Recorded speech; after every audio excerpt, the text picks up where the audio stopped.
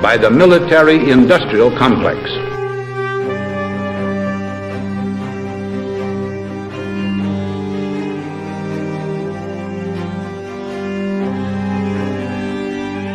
It could be seen to move violently forward, violently forward, violently forward. I'm just a patsy.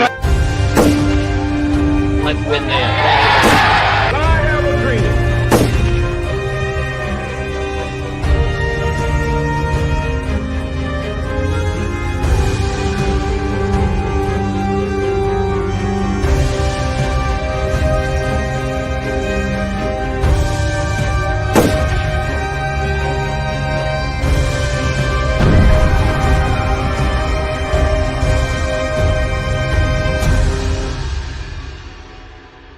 I said this once or twice, but it bears repeating. If you like your current insurance, you will keep your current insurance. When you think about the Army and the Navy and the missions they run to protect the world, they run on SAC. Well, you have done a really spectacular job. I guess pretty much everybody at this table is your customer, so that's not so bad. Exactly. I want to congratulate Thank you, Mr. President. Thank you.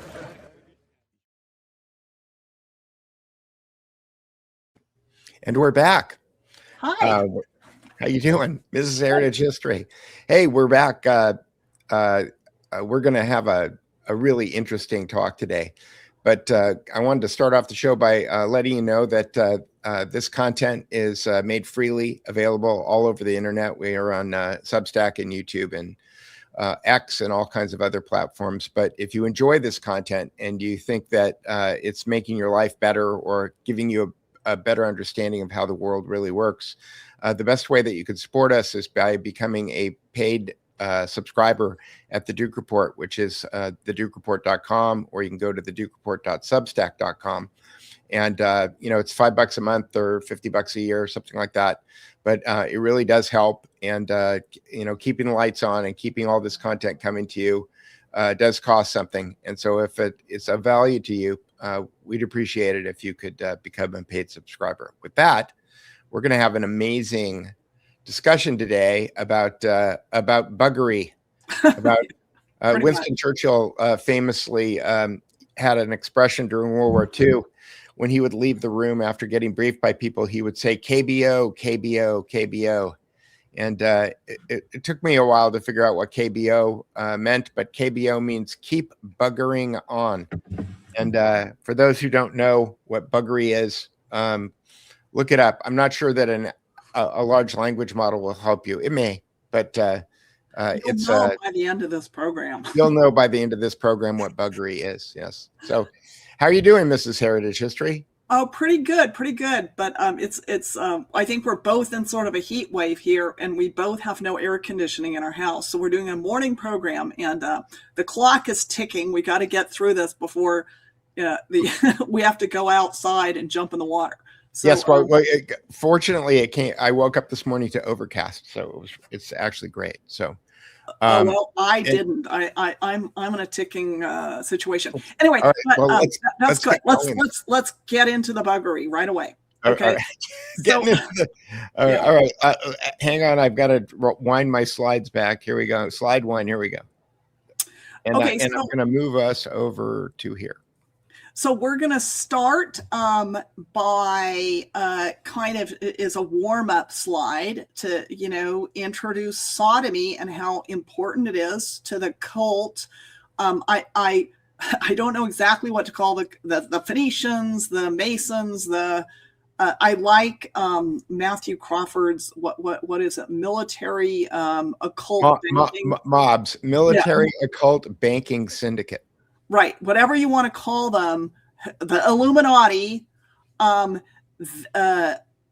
buggery or sodomy is extremely important to them. And I sort of, this was one of my epiphanies where, I'm doing all this studying for Freemason and everything. And I talked before about how I had a little trouble with Eustace Mullins' Curse of Canaan because I read it before I was ready to really understand what it was saying. But I remember I had never heard. I always thought the all-seeing eye was the all-seeing eye. I didn't think anything of it.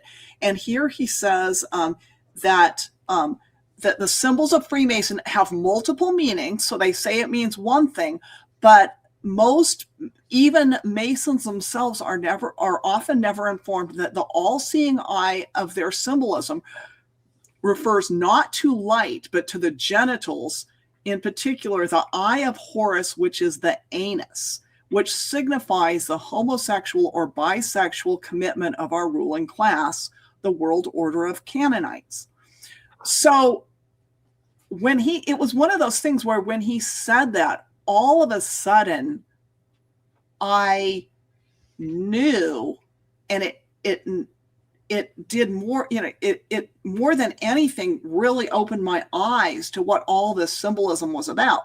Because I was always focused on the history. I wasn't super focused on symbolism, but you can't miss a whole bunch of their symbolism. You can't miss the eye, and then the obelisks and the pyramids, and the threes and the 33.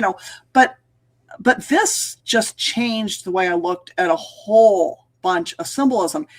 And when I started seeing the great anus of Masonry, which is, I started seeing it everywhere, and it was shocking.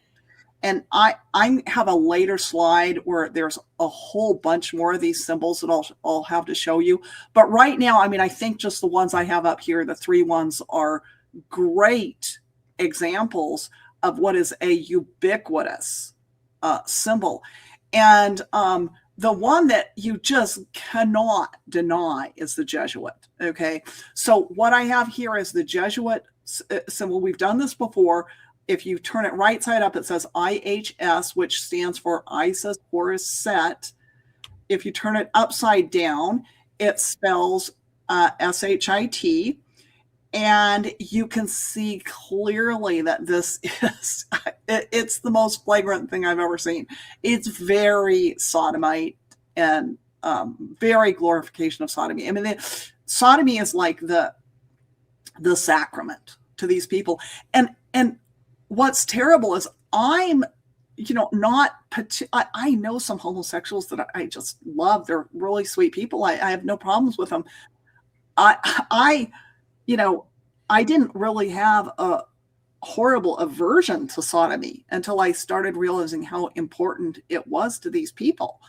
It's a power dynamic. Well, I think that part of it is the power dynamic we've been talking about, but I think that there's something really horrendous about that they know about this, that it is. They use this. They use sodomy when they're doing their MK Ultra very extensively. And I'm not even like a person who goes down that path very much, because I can only take so much and I can't take any more. But they definitely have their symbol of this anus everywhere. So they use now whenever I see those laurel leaves or whatever they're called, it's like, the laurel leaves, sodomy. And the Rotary Club, which is like my favorite thing to hate on, because they're the most flagrantly Masonic, people who control all the politics, are really awful. And their symbol also. So, this is just kind of to open your eyes to how important sodomy is to these people. But not open your eye. No, eyes. Any plural. Yeah, plural, yeah. So that's just the introduction to get, knock you over the head with how important sodomy is and how much their symbolism reflects that. And we'll see more of this later. These are not the last sodomite symbols you're going to see tonight. Yeah, okay? I was talking to somebody yesterday who watched one of my last shows where I kind of as a throwaway, I talked about how I look at the American flag. And the American flag has the red and white stripes, and I just see that as solve coagula, solve coagula, solve coagula. It's a hermetic Masonic thing, and it ends on solve. It ends on bloodshed, and then understanding that the Phoenician, that the color blue indicates the ocean, that when you look in the upper left-hand corner of the American flag, when you see all the stars on it, it's the order coming out of chaos. And so, and he can't look at and he told me he can't look at the American flag anymore and without seeing it. So, okay, having been down the path of having the recognition of abusive symbols ruin everything. Yep. You get over it. Mm-hmm. Once, and you move on, Right. And so, yeah, I know this is horrible. I'm doing everything I can. I'm a, protective homeschool mom. This is really upsetting. And I have this in a folder on my computer called "Not for Kids." Yeah, but I'm trying to, like I said, it's more upsetting to listen to one personal testimony of one case of abuse than anything I'm going to say today, because as long as you can keep it as an abstract level, I just listened, somebody posted a really, very wrenching interview with a MK Ultra victim. And it was, that's harder for me to listen to than all the stuff we're going to talk about now, because it's real. There's a therapist named Allison Miller who wrote a book for therapists on treating people who have been victimized by this MK Ultra stuff. And the title of her book is Healing the Unimaginable.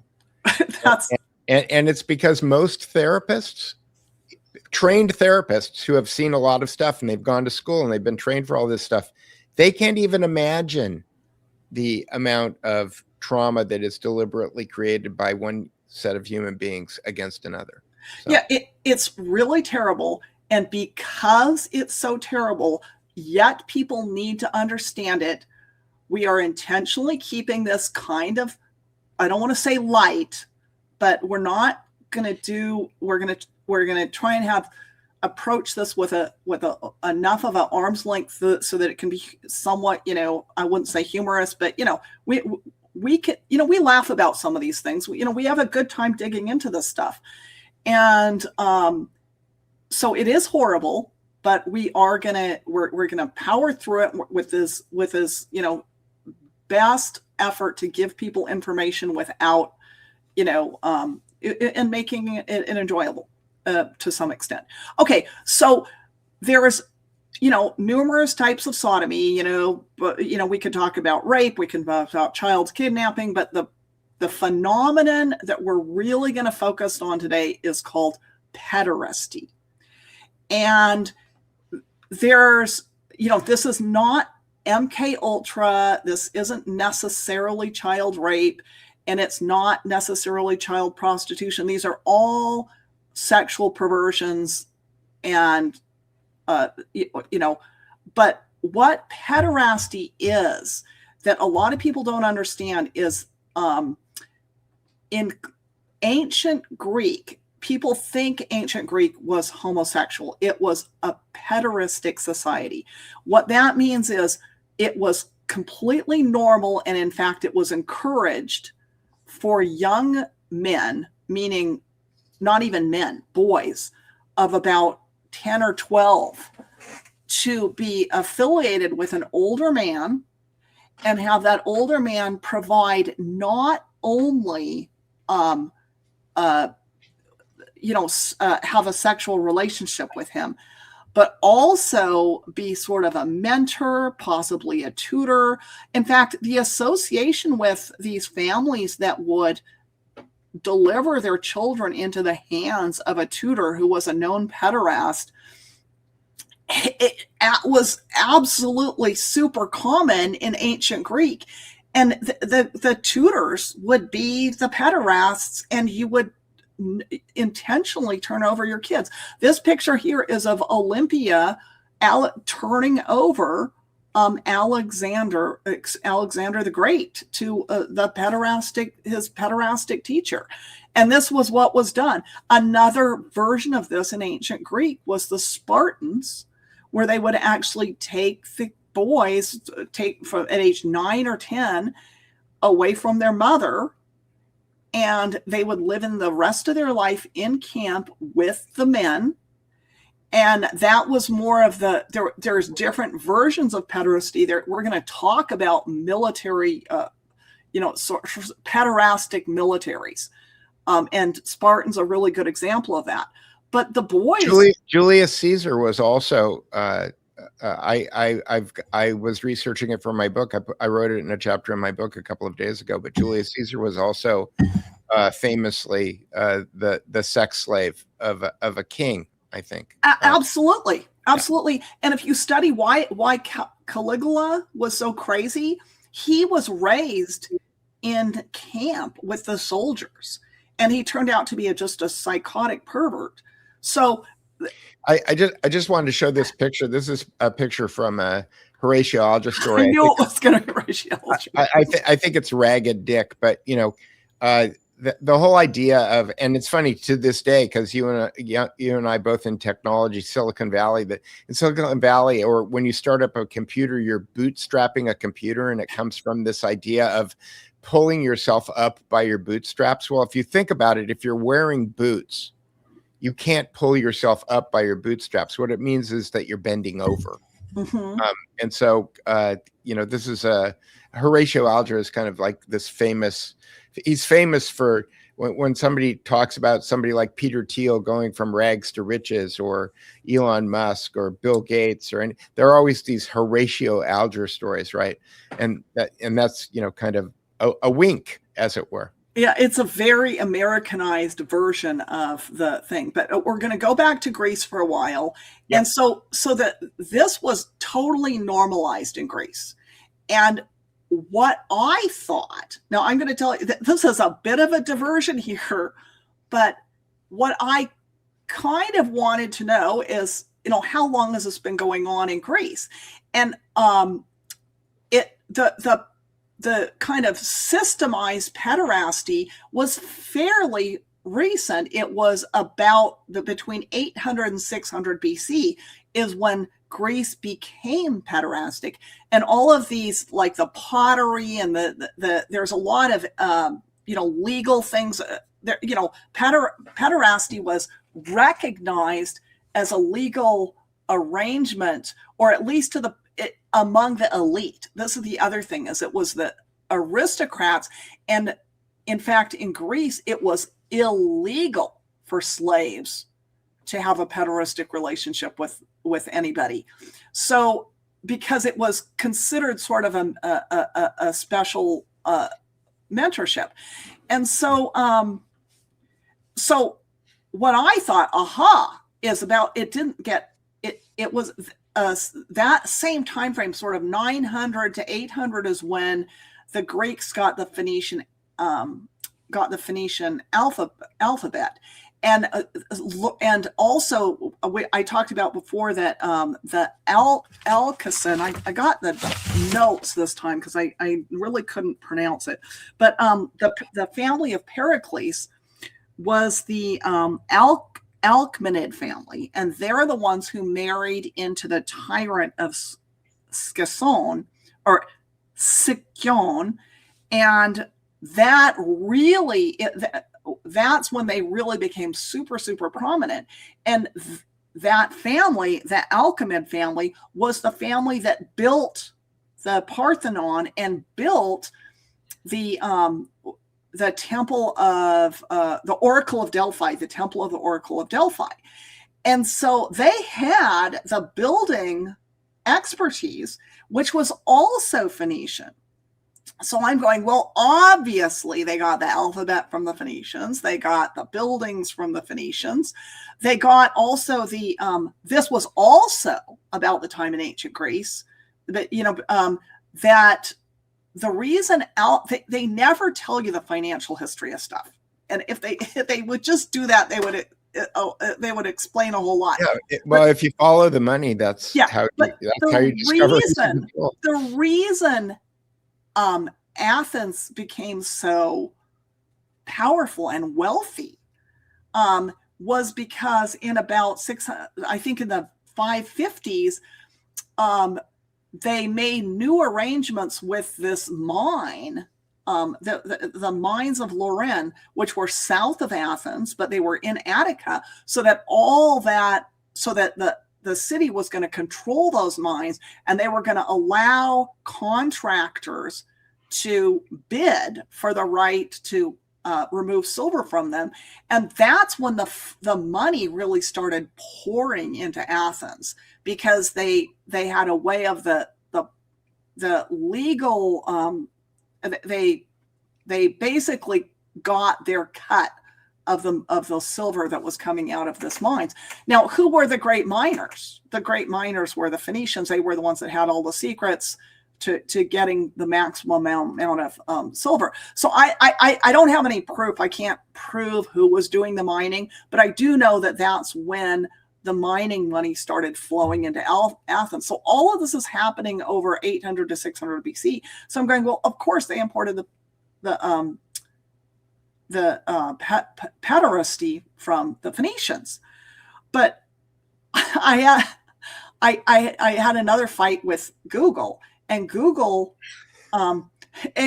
insists that the Phoenicians were not a pederastic society, and there's no proof of that, because there's no written records of pederasty. I mean, and I'm arguing with them saying, well, what about Sodom and Gomorrah? Those were Canaanites. And they're saying, I couldn't believe that I have to tell you about this because this is almost hilarious.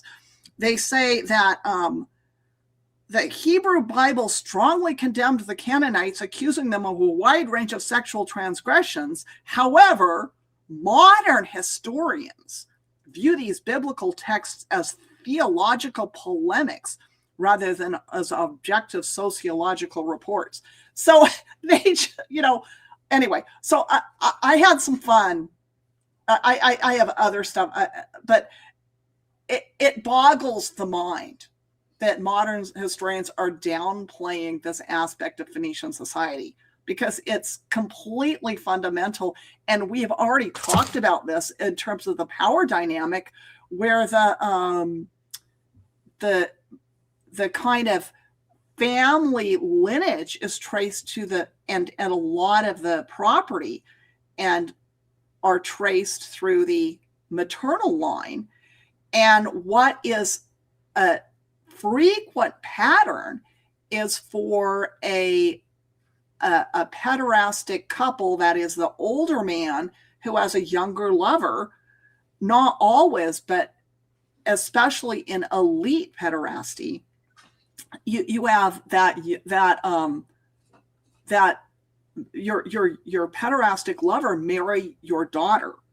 Right. So your son-in-law, the father-in-law, son-in-law, is the normalized pederastic path, and you see that in numerous ways that we'll see. I mean, in the guilds and in the artist guilds and all this stuff where you're not just passing on necessarily money, but also expertise or control of property or control of trade routes.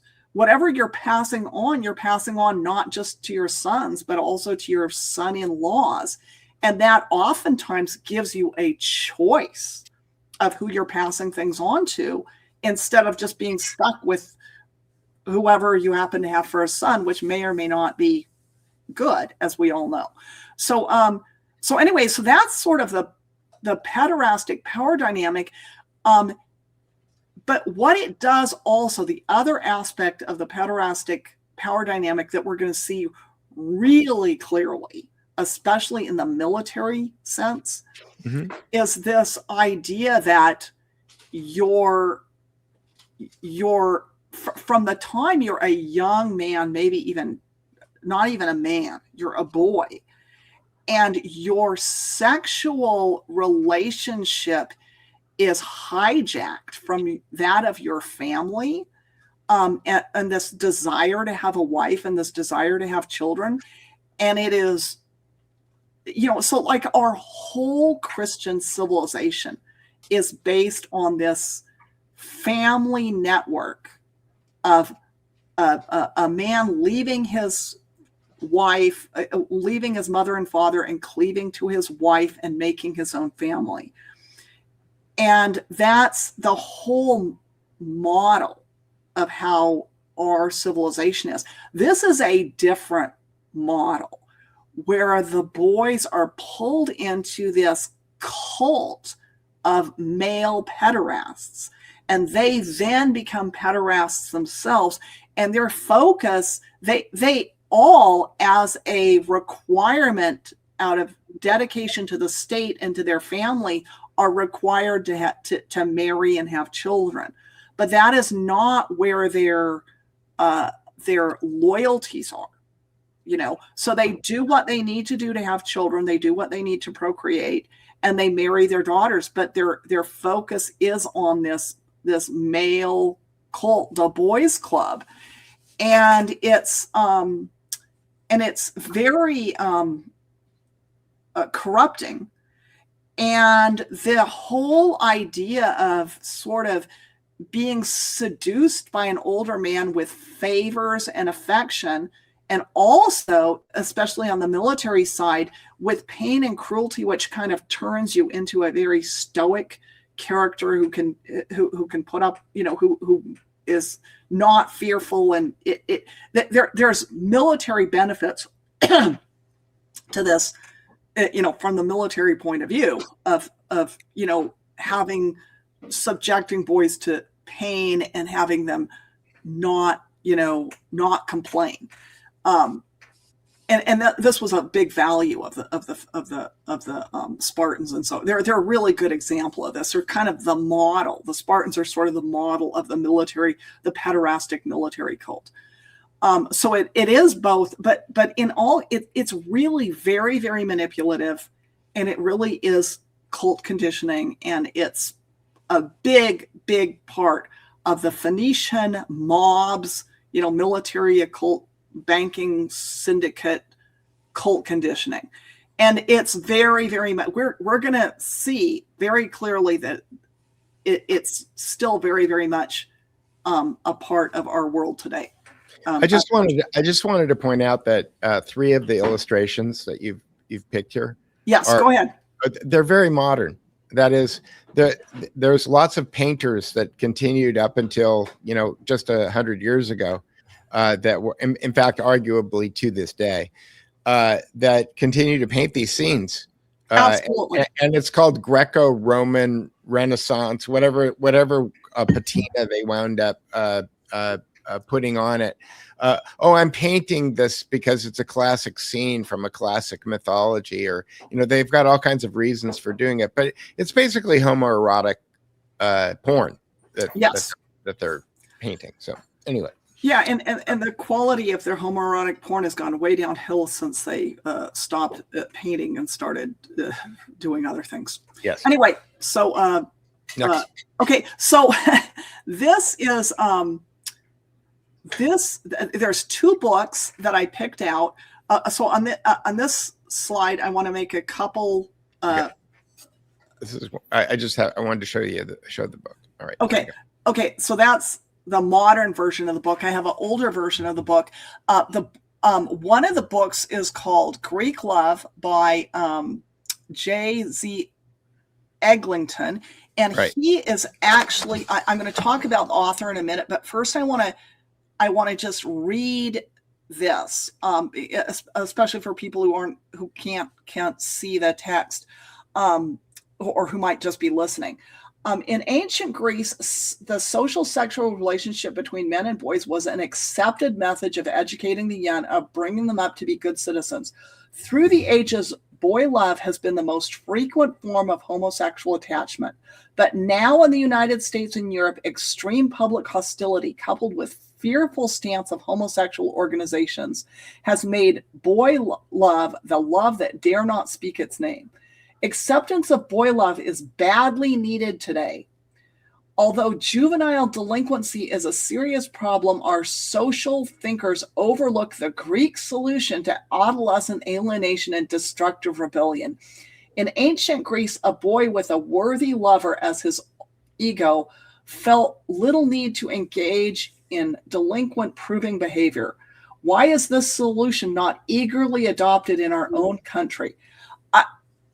So this, I'm representing this because this is the attitude, the mindset of people who promote this. Okay. And this, what I should have done, this work is very, very scholarly. J.Z. Eglinton, his real name is Greenan, I think. Where did I put his? Oh, so this is a pseudonym? Yes, that's a pseudonym, and somewhere or other I have his name, but I can't find it right now. Anyway, I think it's Greenan. I'll look it up while you're. No. Anyway, but basically, I wanted to be able to. I know his daughter is Moira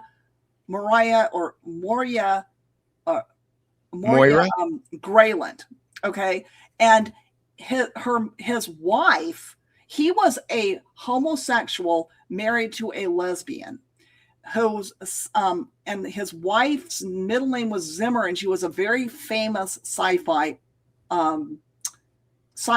and he was a very famous coin expert. So he was one of the greatest authorities in the country on the history of coins, like the Walter Henry Breen Jr. Yes. Yeah. So he was very, it turns out that coin collecting is, one of the cabal's fetishes, because they're the ones who've been minting the coins all these years. I think every minter in history has been a member of their coin. Well, that would explain Isaac Newton. Yeah. It says Breen is better known in another field as a major how do you say this word? I'm glad you're doing it, not me. It means coin collector. Remember I said coin collector? Yes. Yeah, numismatist. I can't pronounce it. It's a coin collector. His Walter Breen's complete encyclopedia of U.S. and colonial coins remains an important reference, and Breen numbers are still used by coin collectors. Yeah. So he's a extremely, really good scholar. I mean, in terms of his knowledge of all these historical things. So his book is considered to be very, very serious scholarship. Right.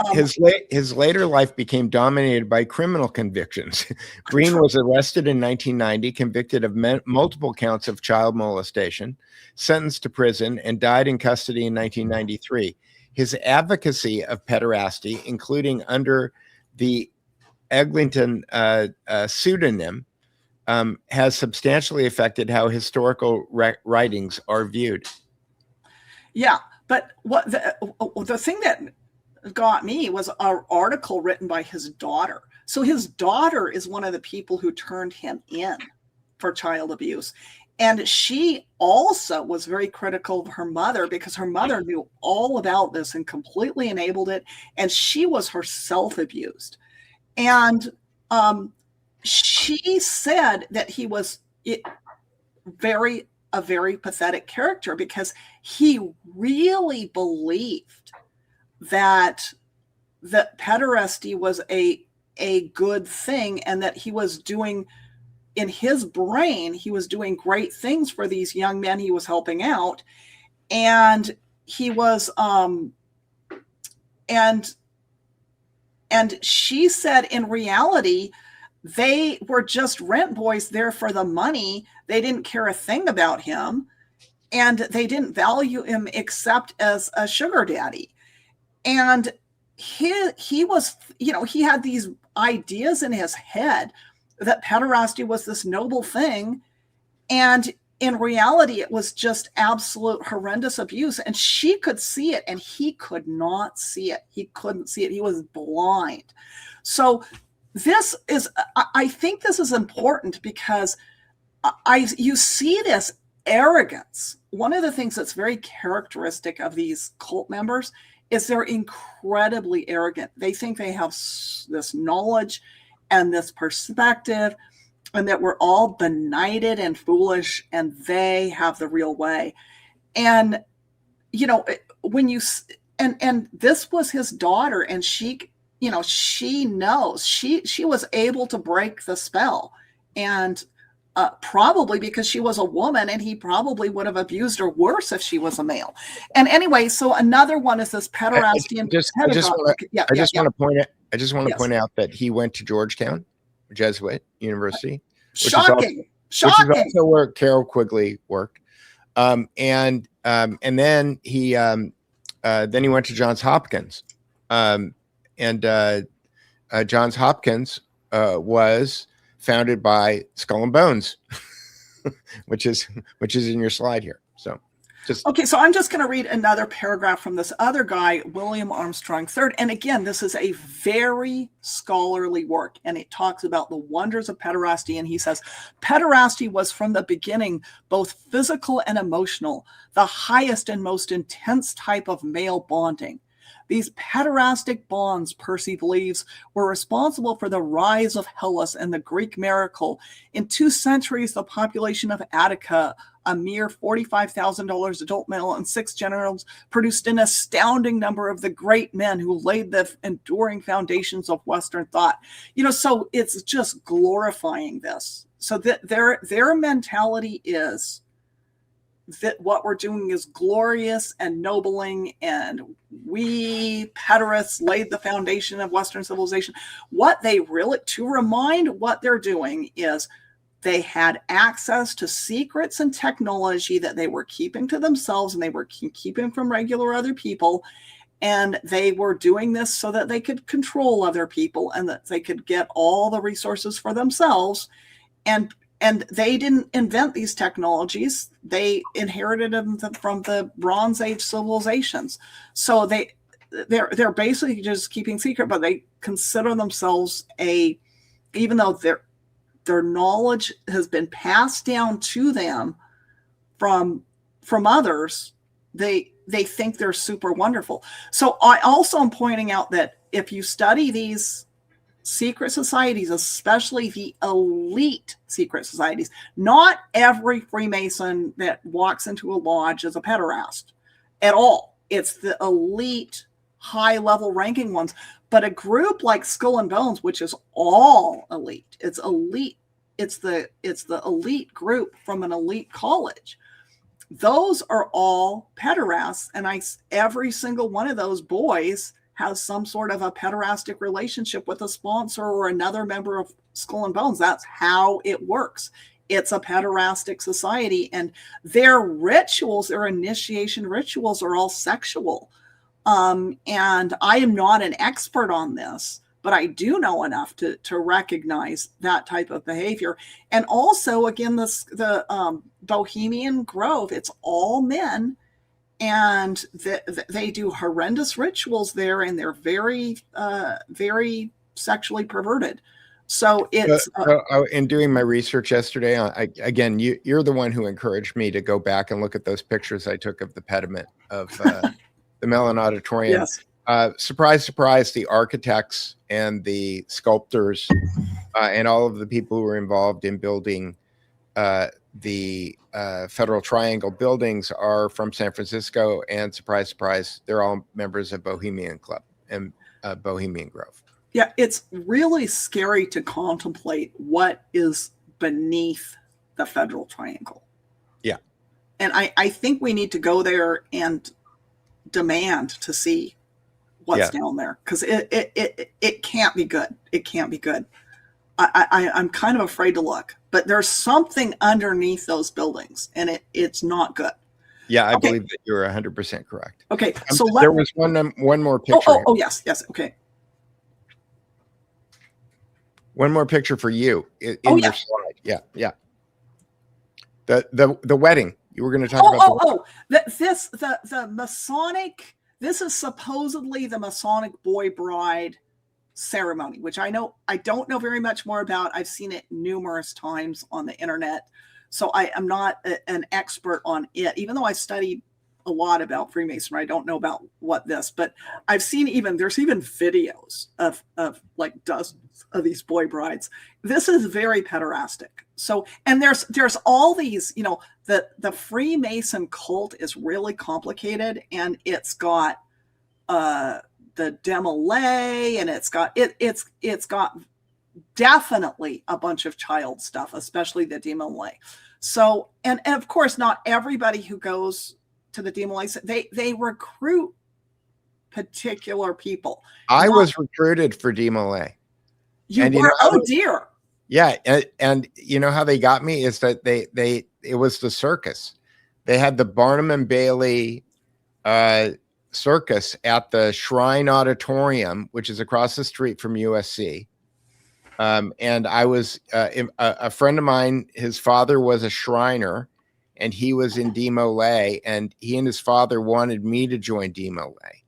And the way that they tried to seduce me into it is by taking me to the circus. It's kind of like a Disney movie where they take you to the Pinocchio, or they take Pinocchio to Fun Island, and then everybody smokes cigars and drinks beer, and then they turn into jackasses. Yeah. Right. So how far did they get with you? Did you go to a meeting, or did you just? I wasn't interested. Oh, okay. Good for you. They took me and they said, "Do you want to join this?" And I went, "Yeah, is it like Boy Scouts?" Because I did Boy Scouts and that was boring. Okay. So yeah. No. Okay. I wasn't interested. My kids didn't like Boy Scouts either. I was like, go out, go camping. And it's like, no, we don't like it. So I'm kind of glad now. Well, again, one of the things that I noticed when I was, doing my deep dive on Ganymede and eagles is that the symbol for the Boy Scouts is an eagle. Yeah. And Eagle Scout retreats. And it's an eagle and jamborees. That's kind of a weird thing, Yeah. Yeah. And it's an eagle superimposed on a coeur d'Alise, which is yet another phallic symbol. So right. It's like an eagle on a phallic symbol. Never mind. We got to move on. Yeah. An eagle grabbing a penis. All right. Yeah. It's bad. It's bad. Yeah, okay. So let's keep going. Okay. So, we have to go to London. We have to go, the City of London, big bad City of London. They're the ones who spawned the Freemasons. They're the most recent, if you don't count Washington, D.C., they're the most recent, manifestation of a world headquarters of Phoenician criminality. And of course, they had these elite boarding schools where, remember the picture of, I love Solomon's Temple there in the background of the picture you've got in the center there. Oh, that's Solomon's Temple? Well, I mean, yeah, it's probably Eton or Oxford or something. But but look, you see Boaz and Jaquin, and of course, good point. Yeah, good point. It's kind of just set up like a Masonic temple. I usually see two columns all the time, and I just didn't focus on that. But but the whole, ever since these schools were founded pretty early, but the big push to turn London into the world Phoenician or mob's headquarters was in about the 1500s and this is when this is how old these schools are. And again, it's the mothers and the parents just handing their kids off to these schoolmasters. And it wasn't even, the really horrible thing about the boarding schools was, of course, you've got all these pederastic schoolmasters, but you also have a system that encourages pederasty within the school itself. And it's called the fagging system, where they, for the first year and the last year students, so they take what you would call the seniors, which I think I have another word for them, and they match them with the incoming 12-year-olds or 13-year-olds. And so for a whole year, the young boys have to be basic servants of the seniors. And there's all this abuse that people complain about, how some, if you get stuck with a really abusive or satanic or, sadistic senior, you just have to put up with it. And within this system, pederasty was actually, or the older boy molesting the younger boy was a huge part of it. And it was just systematic. And to see how, and it was, everybody knew what was going on. It was an open secret. And this is where, sodomy is, they're going to chapel and they're getting preached about how bad sodomy is from the church. And then they're going out and doing it. It's just complete, mind-boggling hypocrisy. But to see how completely accepted and how non-controversial this whole system of pederasty is, I have the next slide is C.S. Lewis on pederasty. Okay, so I'm not going to read this whole thing, but I'm just going to read a little bit about the first and last paragraph. Anybody who wants to watch the video can read the whole thing yourself. And it's from a longer essay. But I should have put the essay down that it's from. Anyway, that is why we can link it. He's explaining why he's explaining that the situation at these boarding schools was very, very competitive. It was very, very socially competitive. You had to be the smartest. You had to get the best scores. You had to, excel in cricket. You had to excel in all this sort of stuff. And there was a big hierarchy. I think, anybody who's been to a public high school has to this a much smaller degree. But, there's a social scene is very competitive. And that's what he's saying about this. So then he says, that is why I cannot give pederasty anything like a first place among the evils of the college. Why do people talk as if every evil were more tolerable? Because it produces permanent perversion, but there's little evidence that it does. Is it on Christian grounds? What Christian in a society as worldly and cruel as that of these boarding schools would pick out the carnal sins for special reprobation? Pederasty, however great and evil in itself, was in that time and place the only foothold or cranny left for certain good things. It was the only counterpoise to the social struggle, the one oasis in the burning desert of competitive ambition. In his unnatural love affairs, and perhaps only there, the senior forgot for a few hours that he was one of the most important people in the world.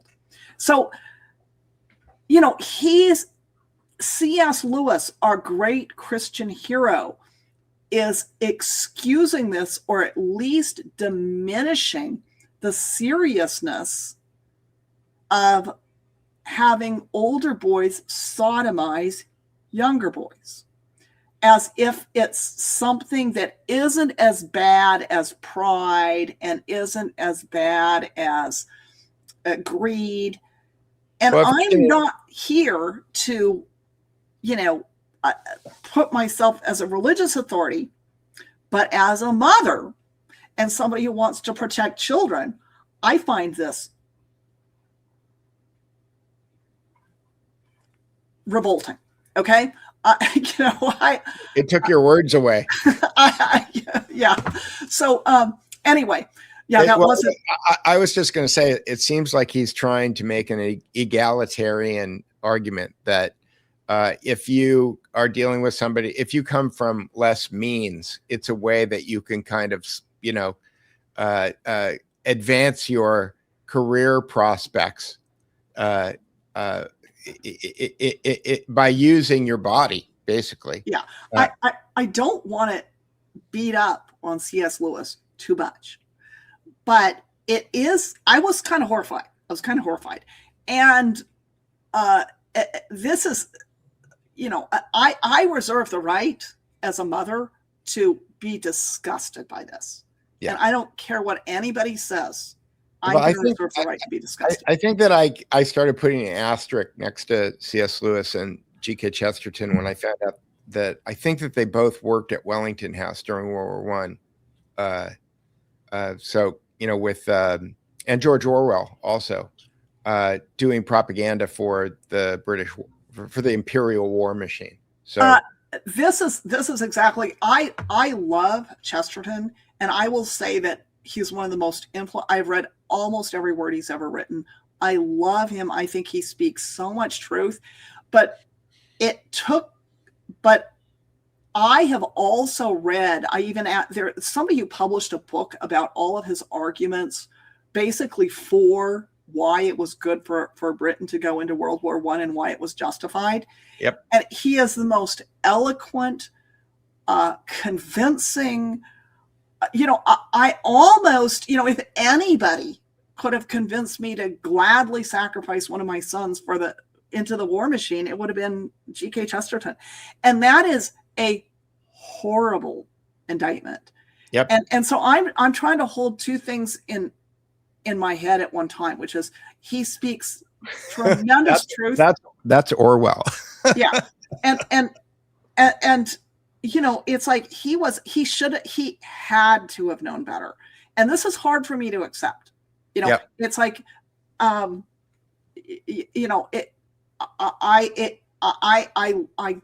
am very involved in Catholic homeschooling, and I love Chesterton, and there's a Chesterton Academy in my town, and I love the people. That's where all my kids go, and I love him.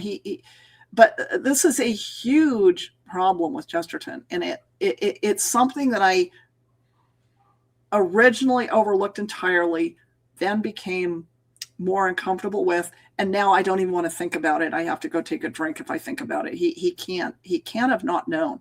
Anyway, let's keep going.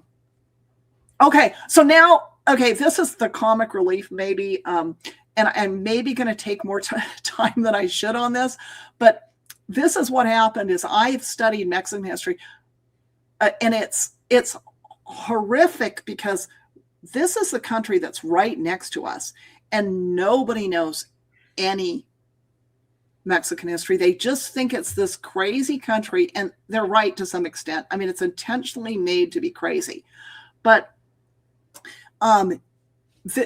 every single person in Mexican government or in all of Latin America government, there's a huge problem with the Freemasons in American government, but it's more flagrant in Latin America than it is here. They're all Freemasons. Now, how is this not surprising? Because remember what we learned, our last video was about the Sephardic Phoenicians.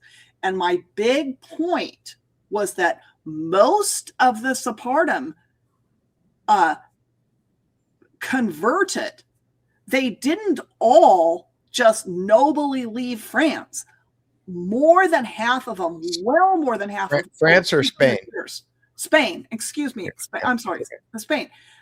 These are, so the entire nobility of Latin America was very, very largely Sephardic Phoenicians who had converted to Spain a long time ago. So there's nothing that should surprise you that the leadership is all Phoenicians.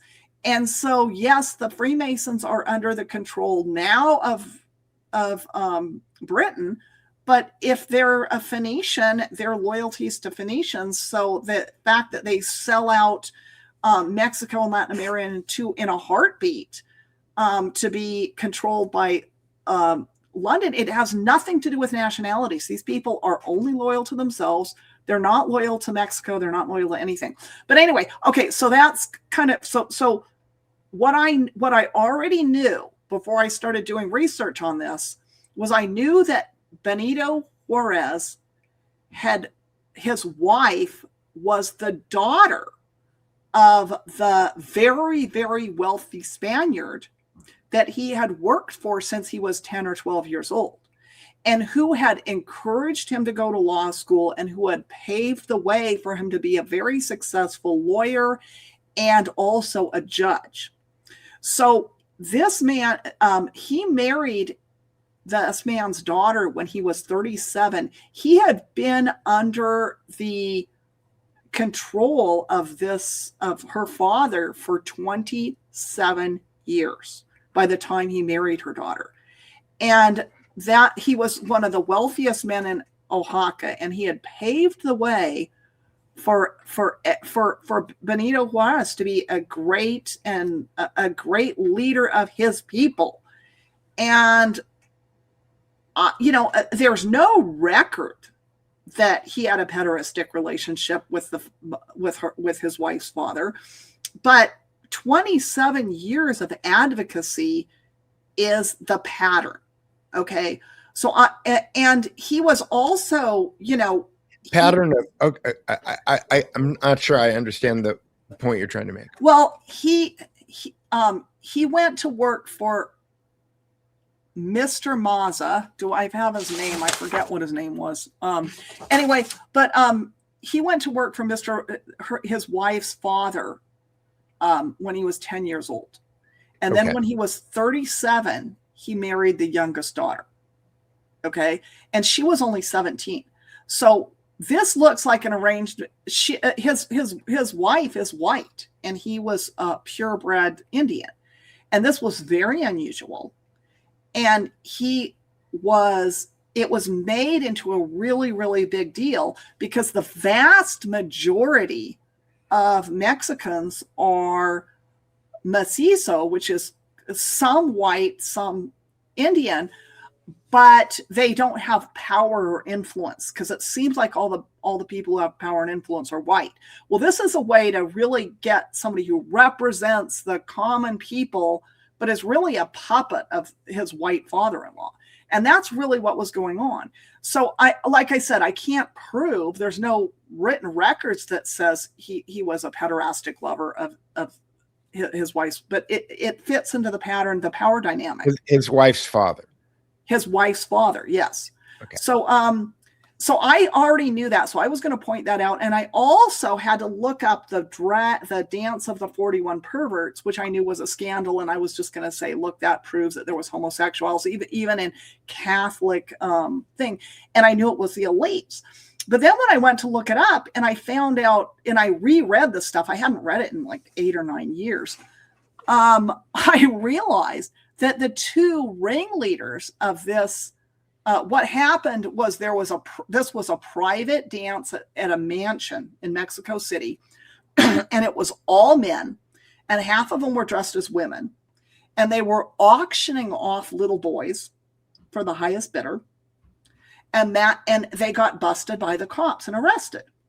And what happened is a couple of them got away, and one of them that got away was somebody who was known to be there, and his name was Ignacio de la Torre, and he was the son-in-law of Porfirio Diaz, who was at the time the president of Mexico. Okay. And so they didn't arrest him, but they arrested a lot of these other people. So it turns out that this guy, Ignacio, had a long-term relationship with Diaz before he even married the daughter. They were both from elite. I mean, actually, Diaz was from a more modest family than Ignacio. Ignacio was a very, very wealthy heir of a giant sugar fortune. And he worked with Diaz on banking. I'm going to call it banking reform, but it's really complicated, so we won't know it. But the point is, both he and Diaz were heavily invested in a bank called, I couldn't believe this, the Bank of Mexico and England. It's like, so it's like, so you can't make it up. You can't make it up. Anyway, so they had this, and he was called, his nickname was the son-in-law of his father-in-law. Okay. So everybody knew he was gay, and everybody knew he was the special son-in-law of his father-in-law. And so it's like, oh my gosh, I didn't realize that it was okay, but it gets worse. It gets weirder and weirder than that, because after this scandal broke, he had supposedly a torrid homosexual affair with Emilio Zapata, who was the guy who, along with, I can't even remember all the other ones, that actually in 1910 started to take over and kick Porfirio out and start the American, it was kind of the first wave of the Mexican Revolution. And so he was having a torrid affair like 5 years after the scandal, and 4 years before this guy overthrew his father-in-law. It's like, what? This is nuts. This is absolutely nuts. And they're all gay. They're all gay. And so then the other guy who was the ringleader of this 41 drag queen scandal, it's called the Dance of the 41 if you want to look it up. His name was Antonio Adelaide, and he was the godson of Maximilian I, who was the French noble, or the Habsburg noble who France came and injected into Mexican leadership.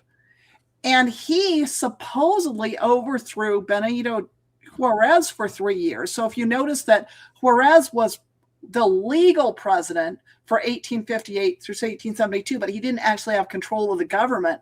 Well, the French were in there backing up Maximilian. And so, they're all friends. They're all friends, and they're all sleeping with each other and having sex with each other. And they're all throwing each other over. And the reason this doesn't surprise me is when you study all of the Mexican history, all it is this constant churning and fighting and scandals and overthrowing to cause massive instability. But they're all Freemasons doing it. And supposedly it's the York versus the Scottish Rite Freemasons that are at war with each other. All these civil wars in Mexico were Freemason versus Freemason. And the people on it would switch sides, and the policy would switch sides constantly. And it was just churning and churning and churning. And they're all friends. They're all homosexual lovers. It's completely nuts. And so there's an expression that's become popular lately, and I think that it started out as hyperbole. I know that I certainly started using it as hyperbole when I started using it, but it seems like it's not hyperbole anymore, which is that everything is fake and gay. Everything in Mexican history is fake and gay, and you're trying to follow it, and it's like this. It's just nuts. But it gets even more nuts because, like you said, the person who was fighting being backed by the church in the revolution and overthrow that happened 4 years ago is now fighting against the church and leading the revolution. It doesn't make any sense. Nothing makes any sense. What they were doing was churning and churning and churning. They were trying to destroy Mexico so that the Americans could take over a huge chunk of what was Mexican territory. And they were in on it, and they were accommodating it. And the Mexican people absolutely 100% didn't want this to happen. And so they were having real trouble getting Mexico to be screwed up enough and weak enough to have America take over all their territory. But that was the plan. That's what everybody was doing. In fact, there was these American advisors coming down all the time to help out with the revolution. And all of these people were educated in America at elite Jesuit universities in America. And they sent them to America because they needed to learn all the banking, and they needed to be fluent in English and everything like that. So I think Ignacio was educated in America. I think Antonio was educated in America. All of these Catholic, it's just completely nuts. And it ended up where Antonio, who is the godson of Maximilian, ended up hooking up with another 14-year-old, and the two of them bought a mansion in Mexico that was the absolute stop. It was like it was the effective Epstein townhouse where all of the politicians came and had homosexual affairs. It's crazy. And here's the other thing I noticed. I never noticed this before, but this is Porfirio Diaz and his wife. Okay. This is his wife who towers over him. and is almost all. This is the only one you can see her standing up, because they're always seated with her sitting down. Which picture are you behind her? Which picture? The picture of Porfirio Diaz with Carmen Rubio. Now, Porfirio Diaz was the dictator of Mexico for almost 40 years, 35 years. And his second wife was called Carmen Rubio. And she was only 17 when he married her. And this is a picture of her face. If you see that Adam's apple there, I don't know. But they're always pictured with her sitting down and him standing behind her. But she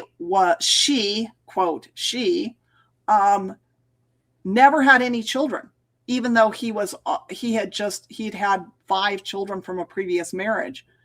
And so you're saying it's a predecessor to something like this?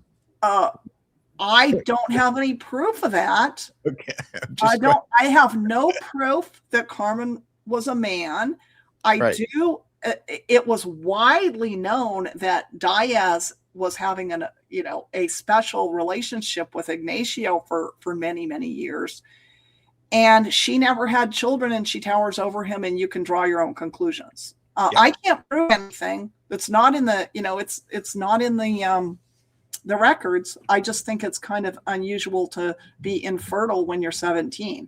17. And anyway, so that is the story of Mexico, and it's fake. Everybody's fake and gay. And again, I couldn't believe all of this. The stuff with Zapado, this is crazy stuff. It's absolutely crazy. But you're right. It's all fake and gay. All of Mexico history is fake and gay. And what's really amazing is this is proof again where they make something illegal. They make sodomy illegal. They pretend to be horrified by it. Oh my God, sodomy, and everybody's doing it everywhere. And it's just a ploy to throw people off the tracks, to make it illegal and to be horrified by it. And to pretend. Well, what I've noticed is that when I try to use AI in order to create summaries or to synthesize a lot of this stuff, that the trust and safety, like you can't take these books and drop them into Claude or Notebook LM or any of these other things and do anything with them.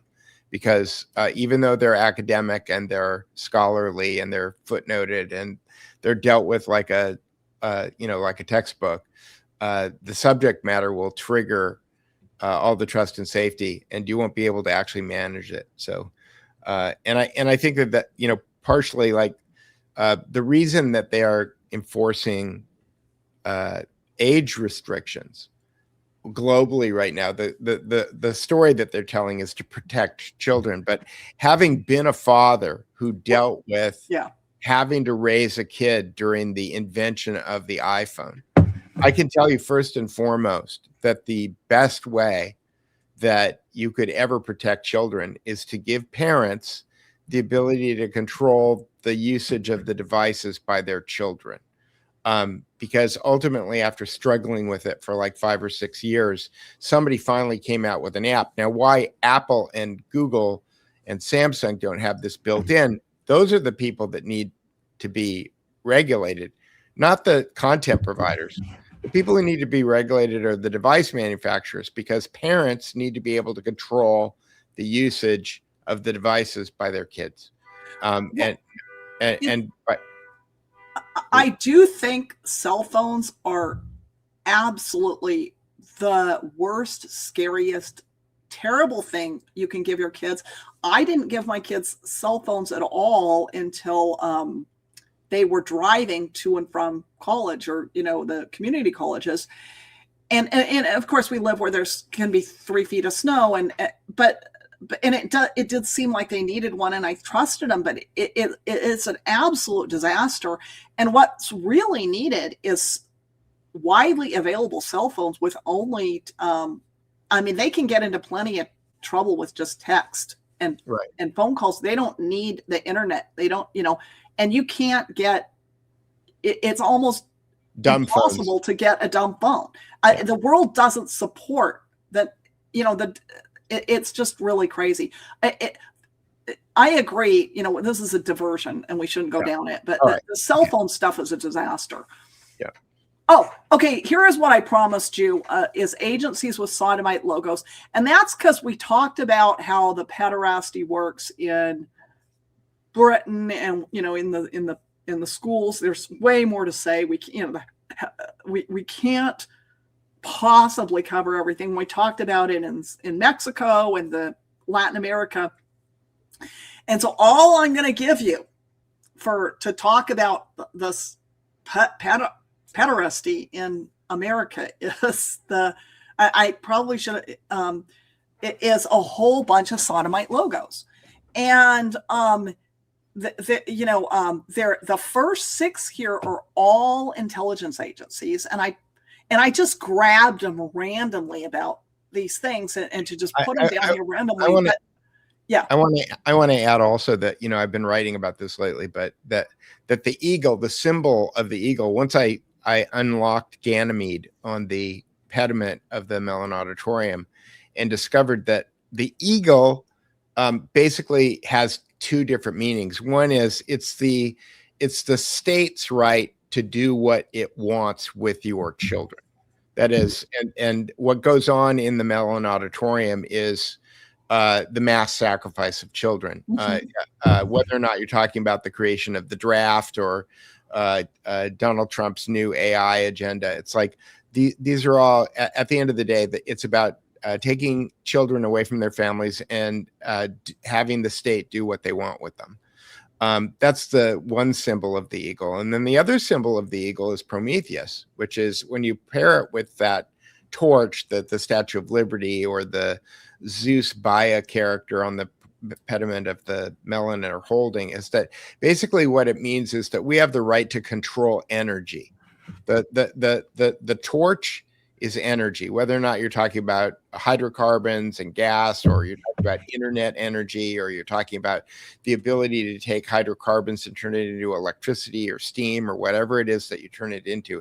It's about the control of energy. So the eagle represents the ability to do with it the ability for the state to do what they want with your children, and our ability to control energy. That's what the eagle means. That's the semiotic meaning of it.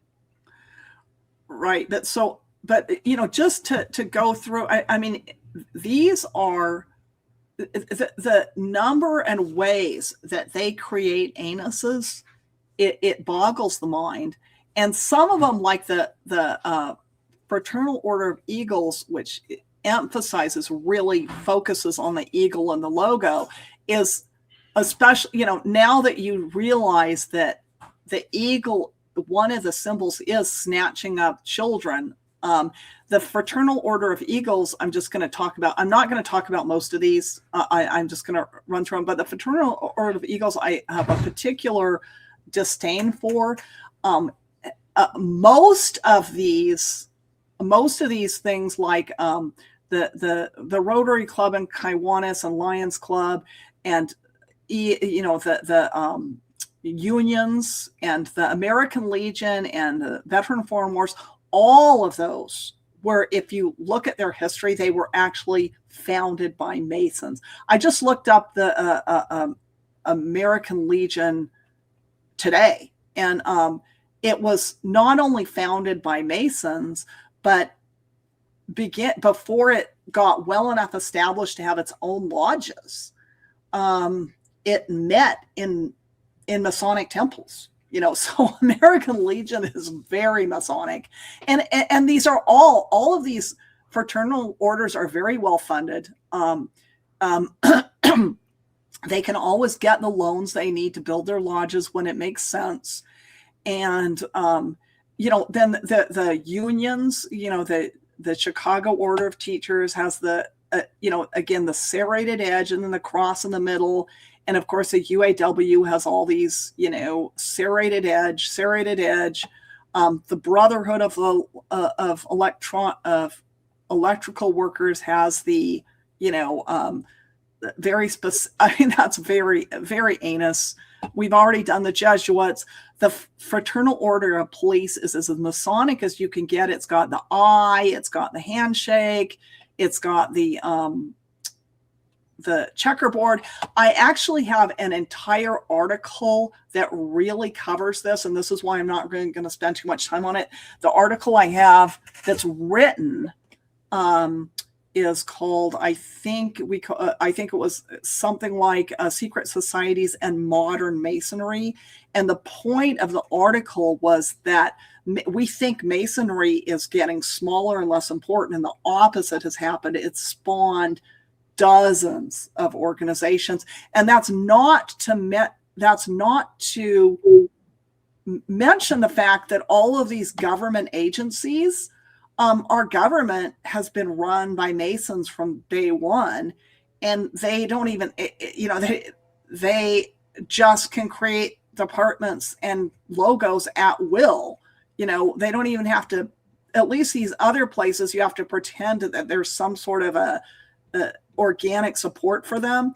As it said in the American Legion article, most of the original American Legion members for many years were Freemasons, and the same with Rotarians. The Rotarians is probably the most politically active. If you look at the politicians in Idaho and the political, not just the politicians, but the political class, the people who, the foundations and everything, and they're all Rotarians. It's ridiculous. So anyway, and I just threw in Walmart. I mean, why does Walmart have a symbol that's blue and gold and looks like an anus? Why? I mean, it could have any other logo. It could have a big W. Why doesn't it have a big WM or something like that? Because it's paying homage to sodomy, because that's, everybody has to pay homage to sodomy.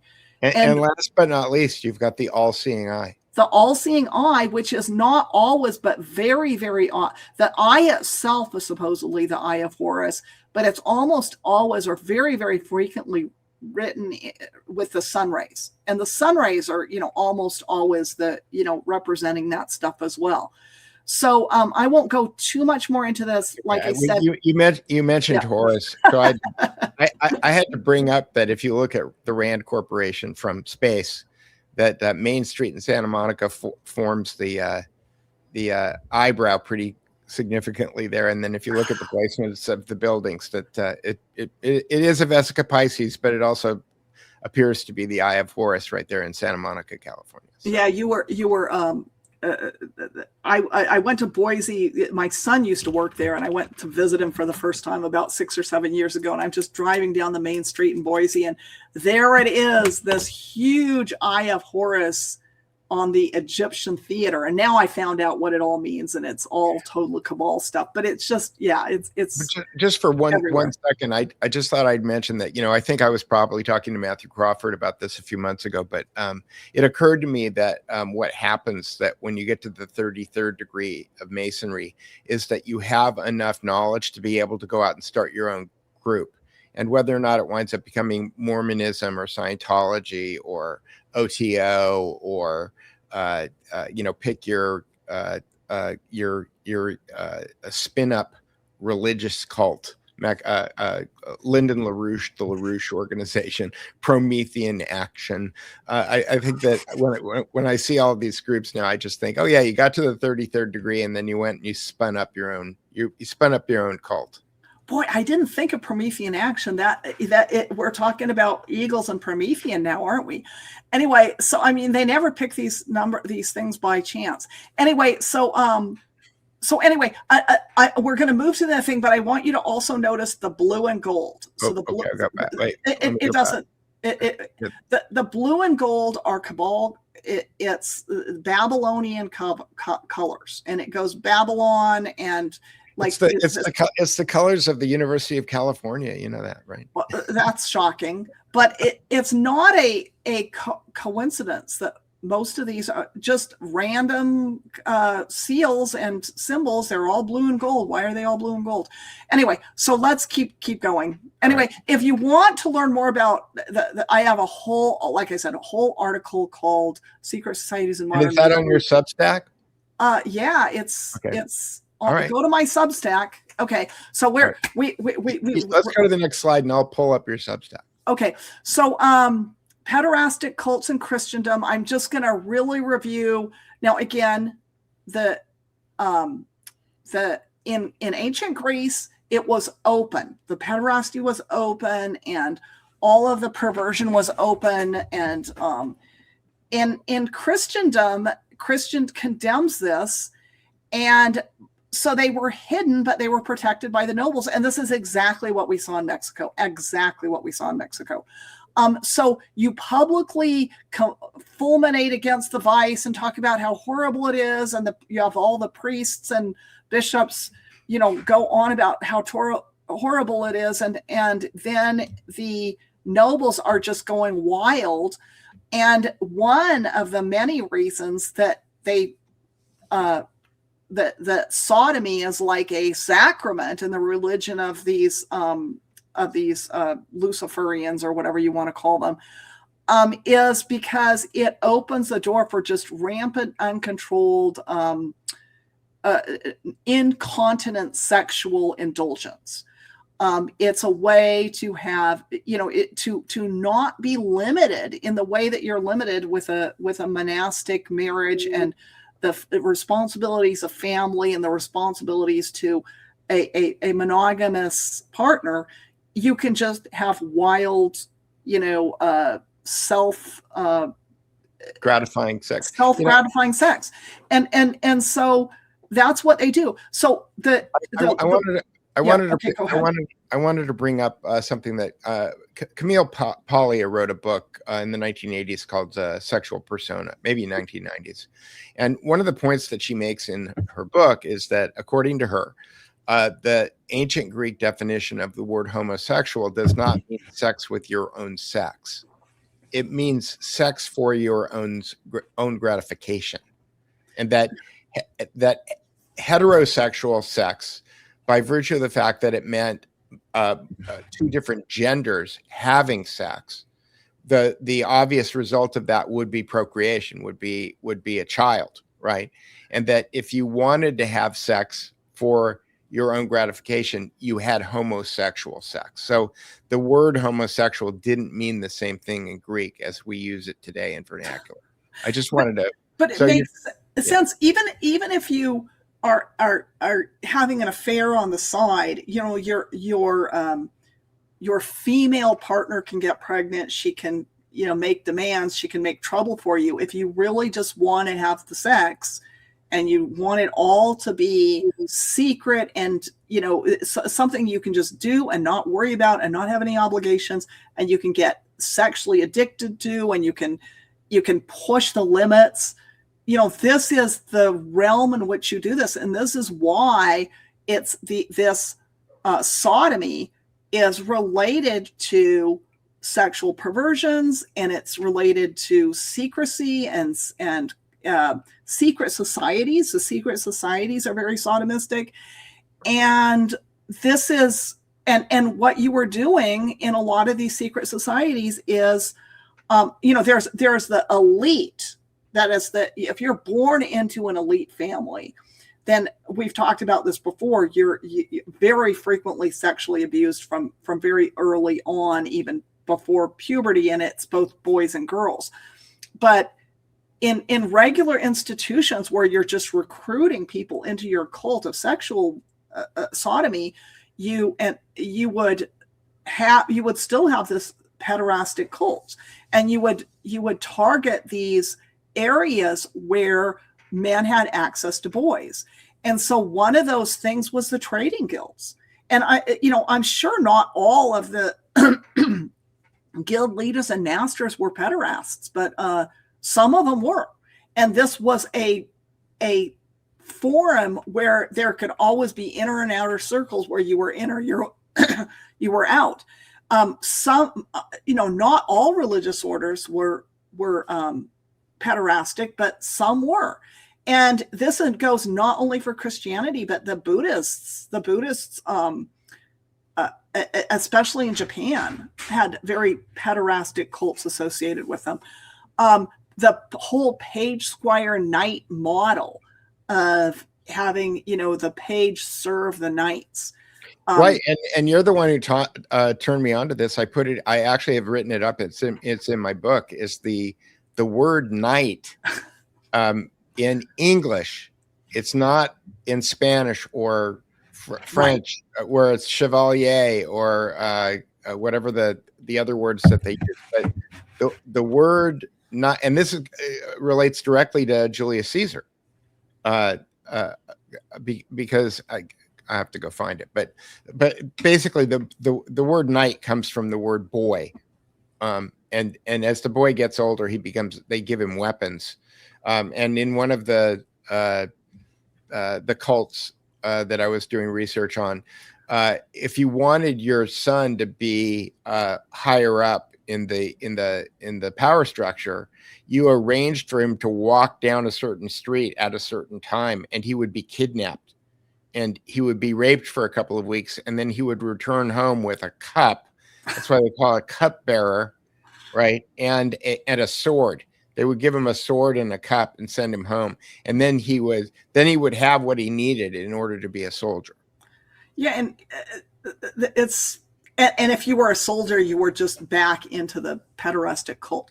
Okay, so we have to kind of move through these, yep. But like everybody says, Michelangelo and Leonardo da Vinci were gay, and it's like, no, they were in pederastic artistic cults.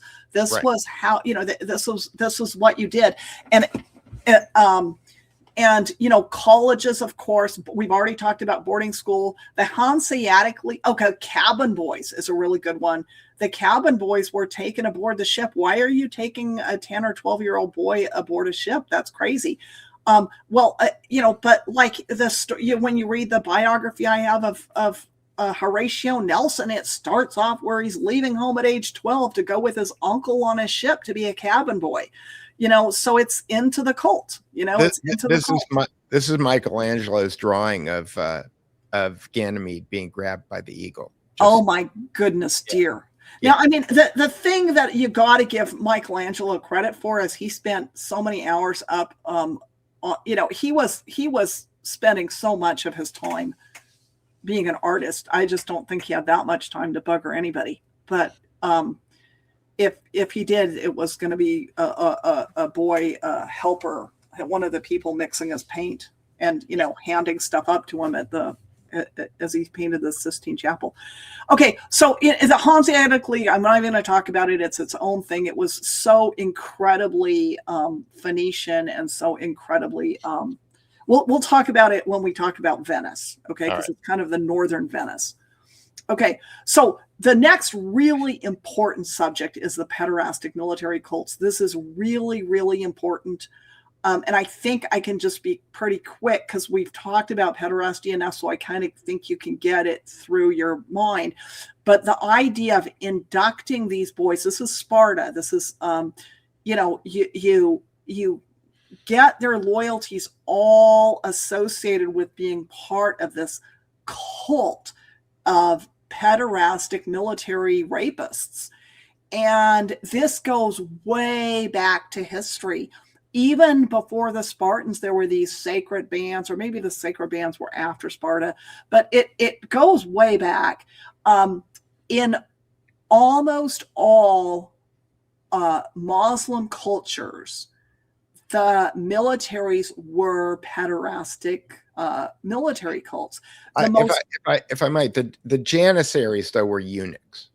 No, you know what? I have gotten mixed reports on that. Some say yes, some say no. I'm pretty sure not all of them were. Some of them probably were. But I had a slide for this. Maybe it's just the Christians that were put into the Janissaries, because the way that I did some research on this at one point, and there were a lot of Christian slaves that were put into the Janissaries, so it would make sense that they would castrate them before. Okay, but castrating, I just need to clarify something because I kind of needed this clarified myself. Castration means very different things. So it can mean anything from removing sex organs entirely, but there was ways to make men infertile that was just involved sort of crushing certain things. But the end result was no different than having a vasectomy, other than it being way more painful than a vasectomy. But so for the military cults, they didn't want to take these boys and they didn't want to actually keep them from having testosterone. So they probably, if they castrated, they made them infertile without destroying all the production of testosterone. Okay. So, but it is, castration is a science, and there was huge, castration was a horrible process, and it was almost always done by people who were, there was only a few places where you would basically take all of your slaves and you would sell them to the, castrators, and then the castrators would castrate them and then sell them castrated cells, because everybody wanted castrated slaves. And they would if they were a young boy and they wanted to raise. One of the things I do want to mention, though, is one of the things that we can't even talk about, but has to do with transsexual stuff, is they would castrate, and this isn't the military stuff at all, but they would castrate boys very, very young. And they would raise them as girls, or they would dress them as girls, and they would be prostitutes and sex slaves from a very young age. And they did this because castrated boys raised as girls made better, sturdier prostitutes than the women themselves. So there was certainly sex slavery that plied the trade of actual female prostitutes. But it was very, very common for your prostitutes, especially these big industrial brothels, to have castrated boy slaves who were raised as women, just be sex slaves, and that's all they were. And this is really horrible when you start going down the slavery stuff, and the fact that castration is really a mark of slavery. It's absolutely horrendous. And so in a way, these were considered slave soldiers, but they're also considered pederastic. So you could still perform as a eunuch, meaning somebody who couldn't have children, even without the all the juice. Okay, so as you can today, many people are, but so. For the military cults, they didn't want to remove, when they castrated military people, it was the castration light, because they wanted the men to be aggressive and all this sort of stuff. So, but I just want to remind you that there was one name that you didn't put on the slide that you could do a whole presentation on, and that was the Knights Templar. Yes. Yes. And the good thing I don't, because it's be a whole nother hour. So we'll do, I'm thinking someday we're going to do the Crusades, and maybe we can do the Knights Templar, but they're huge. And they also go with the, a particular religious order. Anyway, so I'll do that some other time. We have to get through this. We still have stuff to do. Okay. So I've always got to bring this up, because I really want to get it through people's head that the Roman Empire was really the Phoenician Empire. By the time of Julius Caesar, it had already Julius Caesar slammed the door shut, and after that, it was 100% Phoenician, wasn't Roman at all. And I talked about this on a video a long time ago. I think you just called it Phoenicians RS Part 2 or something like that. But it's very important, because most people don't know any Phoenician history. So that when they trace all these deviant practices back. They take it back to the Romans. And I'm saying you're not seeing Romans, you're seeing Phoenicians running who took over Rome. So Marius was a very, very important part of that. He was clearly a Phoenician agent. And one of the clues, one of the wink, wink, nudge, nudge, and you always say, this is modern art, right? This is probably painted in the 1700s or 1800s. This is Marius. He's very often represented in art in the ruins of Carthage. And the reason is this was Marius's revenge. He was a Carthaginian agent. He was descended from merchants. He was from a merchant family, which means, Phoenician.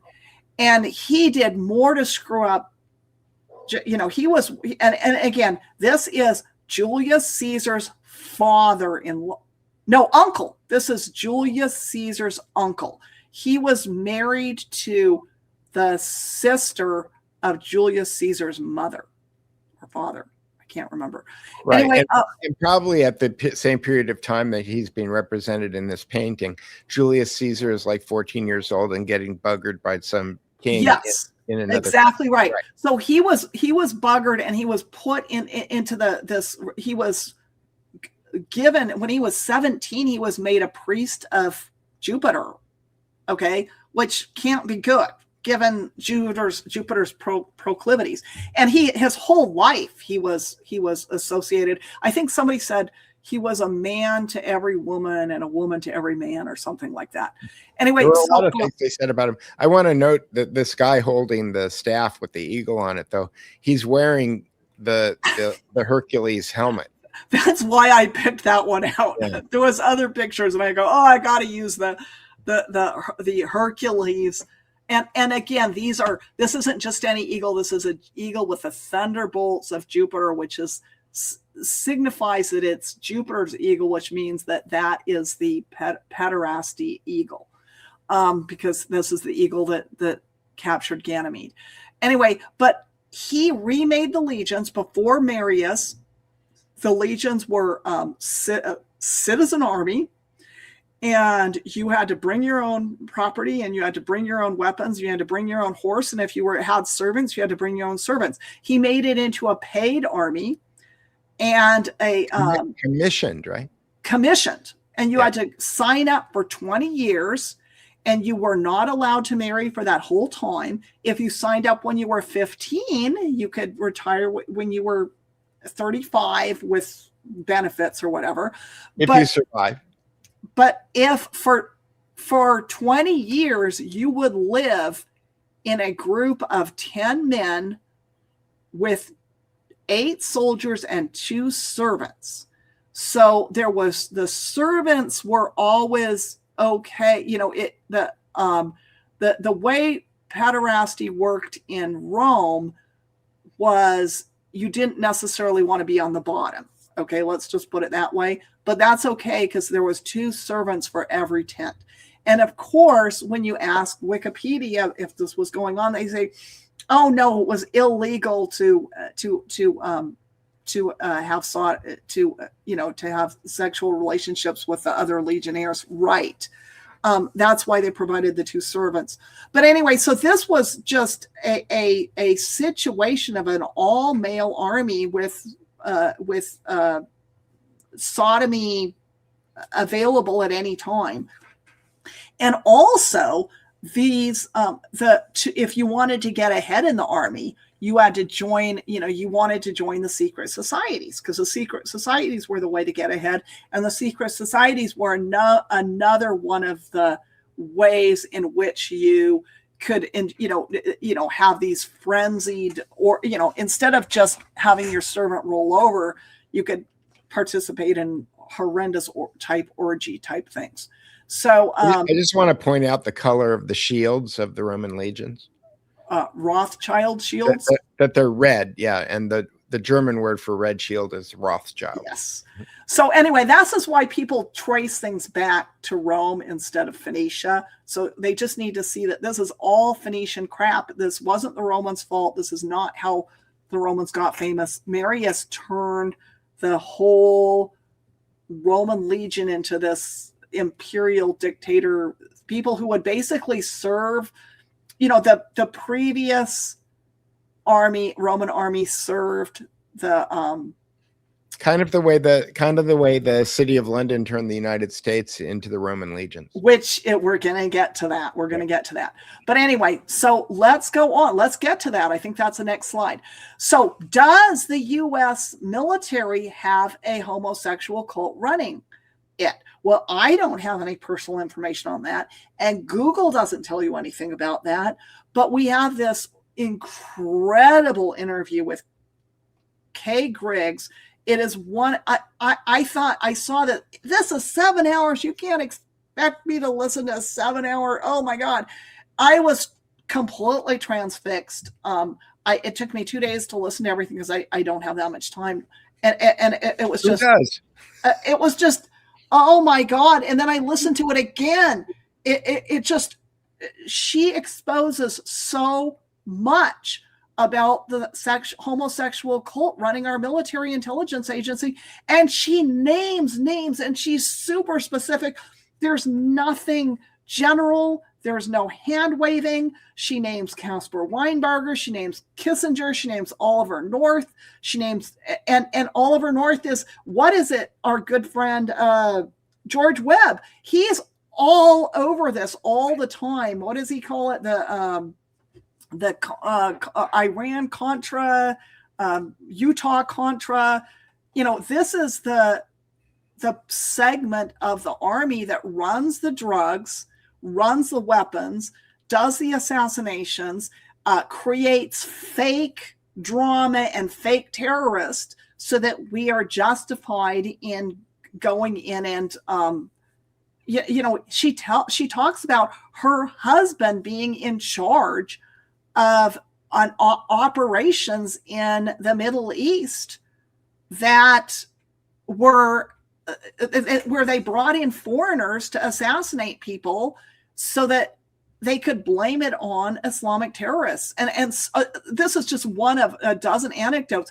Her explanation of how she knows this is her husband was an alcoholic and he drank almost every night, and she loved him and felt sorry for him. And I mean, she was a real emotional support for him.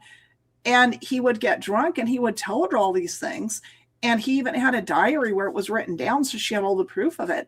And so it's just shocking revelation after shocking revelation. And she had all the receipts. And she made this video to protect herself because she knew that she was at more danger if she didn't speak up than if she did speak up, because they knew she had the data. So, and then she, anyway, so this is a really amazing, amazing video. And she just exposes everything. And so between her and George Webb, I don't know how anybody can deny that we've got a secret homosexual cult running the most corrupt parts of our military. And they are the leaders. This isn't this group somewhere down there that the leaders, the highest level leaders don't know about. It's the highest level leaders. It's the Secretary of States. It's the, it's absolutely outrageous.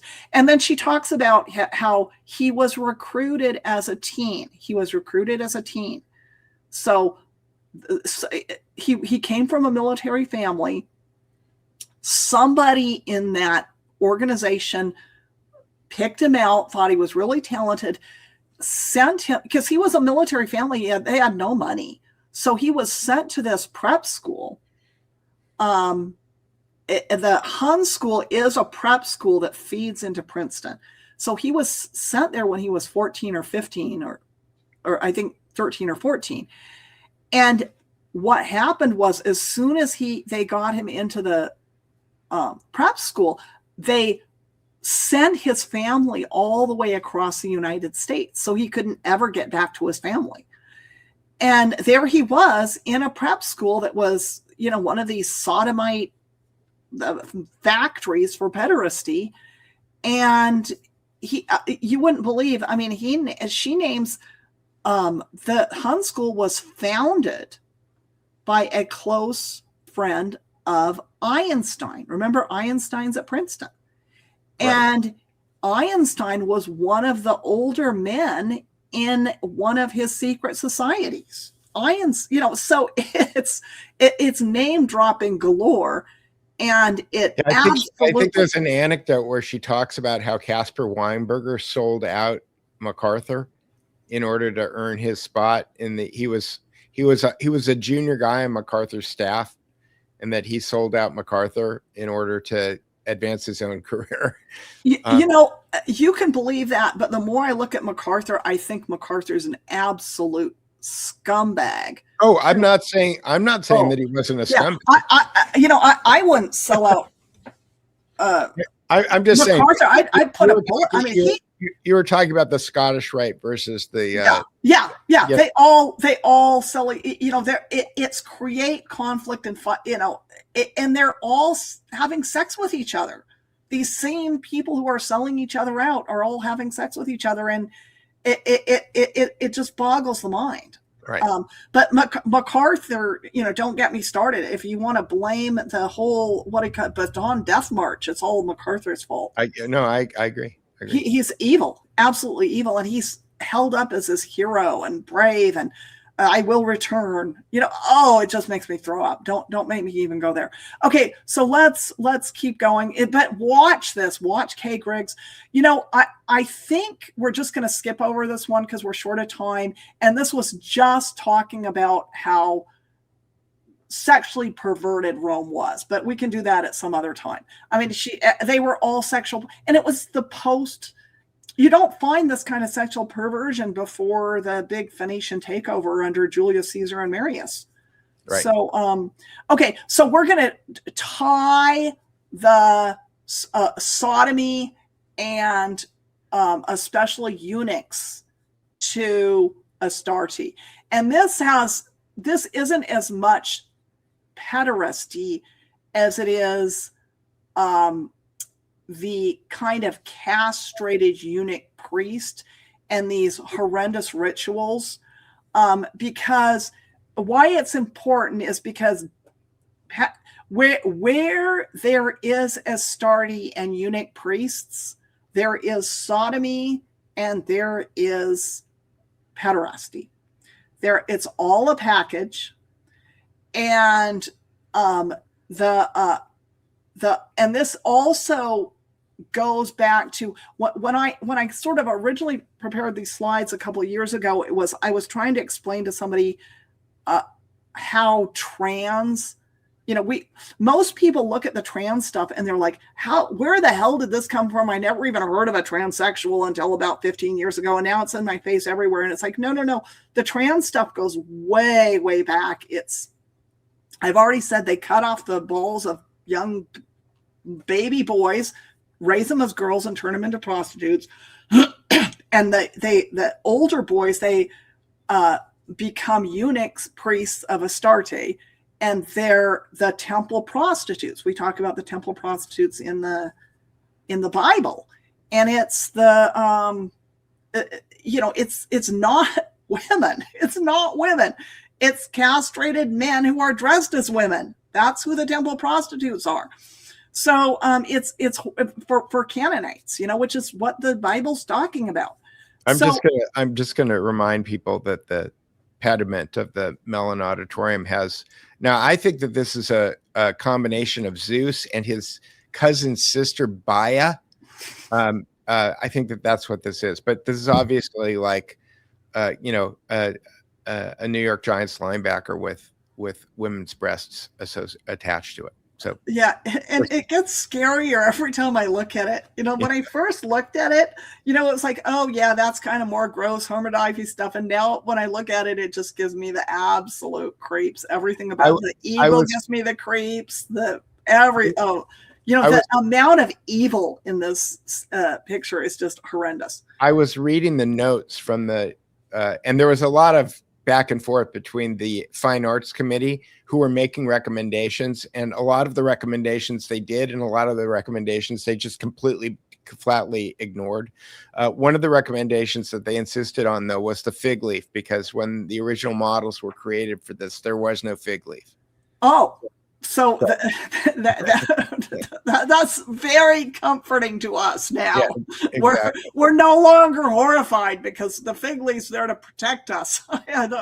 But there's all kinds of politics involved. I won't interrupt you with that. Okay. So anyway, so it's very important to see first of all, you have to see the anus. You have to see it everywhere. It's going to horrify you. You'll get over it. It does make you paranoid because when you see how ubiquitous it is, you go, oh my God, they're everywhere.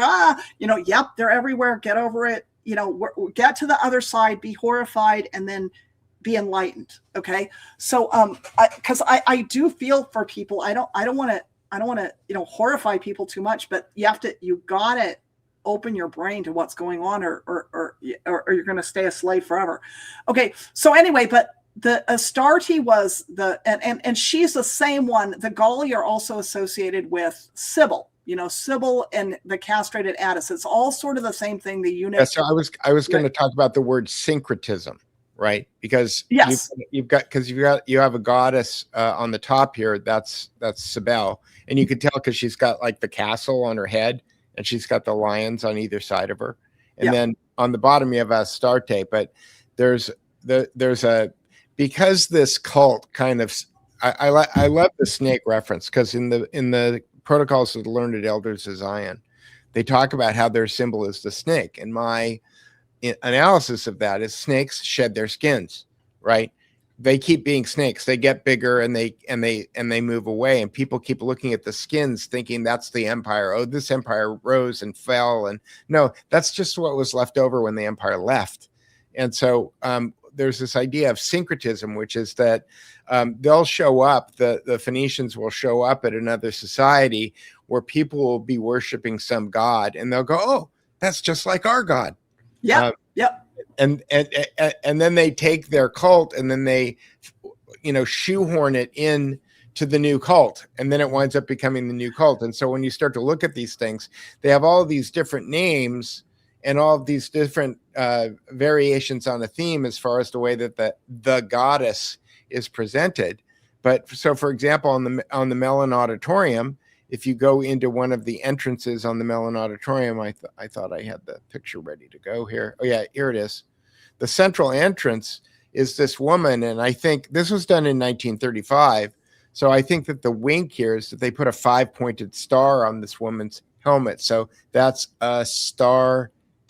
So Astarte, yes. Astarte, right. And that's the Phoenician word for her. Now, She was in Rome, she was more likely to be called Sybil, but there was other goddesses because Rome was huge. So, they might have a different goddess in different areas. So they also, Magna Mater was, her, and Venus. If there was a temple to Venus, anybody had a temple to Venus, they would say, oh yeah, that's Our Lady. Artemis and Aphrodite, there was the temple of Artemis at Ephesus, that was undoubtedly what was being used. Isis in Egypt. Isis is the Astarte of Egypt. Tanit is the Astarte of Carthage. Exact same role, although it was more, Tanit is more associated with human sacrifice in Carthage than she even was in Phoenicia. Ishtar and Inanna were Babylon. So it's the same goddess. There's always these temple rituals, and they are very often associated with secret cults or mystery cults. And the initiation of these mystery cults, depending on your level, either involve some type of sexual debauchery and or human sacrifice. Although nobody is going to admit that they're doing secret sacrifice. Oh, it's all secret, but it's pretty obvious that there was blood all over the place because they were sacrificing a bull. But it's actually a lot easier to sacrifice a baby than a bull if you're doing a secret. It's kind of hard to have a secret, a secret ritual that involves bringing in a bull and sacrificing. It's actually easier to kill a human being. So this is Astarte is very associated with all these with trans and with rampant sexual, frenetic sexual orgy type things, and temple prostitution. All of them, it's all one thing. And this is where the pederastic thing is one of many aspects to this. The only other thing I have to point out here is Astarte is sometimes symbolized by a black rock. Where have we seen that before? There's other there's other things that are black rock, like the Kabbalah and whatever, the stone in Mecca. But anyway, she's also associated with owls, and she's also associated with lions. Lions are very big because you see lions a lot. And lions are also Hercules. So anyway, let's go on to our last slide, and we'll try and wrap up. Let me just remind people that this is a coin from Tyre, and this is Melkart, who's also Hercules. And you can tell because he's got the lion's head again on his hat as a hat. Yeah. He's got a bow and arrow, and he's riding on a hippocamp. Okay, and the reverse side of this coin is. There it is. The owl. And that's probably exactly it. The owl is representing Astarte, and the other one is Melkart. So you've got both your gods on the same coin. This is right. You got Melkart, and then you got Astarte, right? And then in front of the National Archive, you've got. I think that if this is a woman, it's Tanit, but it might be Tanit Melkart. But Tanit is holding the baby with the jar, and basically you sacrifice the baby by burning the baby alive, and then you take the remains of the baby and you put it in the jar, and that way you have your harvest in the future guaranteed. And that's why when it says the heritage of the past is the seed that brings forth the harvest of the future, this is the heritage. The heritage is the heritage is Mrs. Heritage History is human sacrifice. So I'll just leave it there. That is correct. Okay, so then the last slide, and then we'll end up with that. So so I'm just going to point out that these Phoenicians always have a way of worshiping their goddess under cover of the whatever's value. I'm not even going to talk about Mary being abused in this way, because that's a completely different story. We're just not going to go there. But this is, we've already talked about Sybil and Attis and Tanit. And what I circle here are the lions. This picture of Sybil is with a lion. Here, Tanit has a lion head. She doesn't usually have a lion head, but she does here. Hispania is the goddess that represents Spain, and she goes back to ancient times.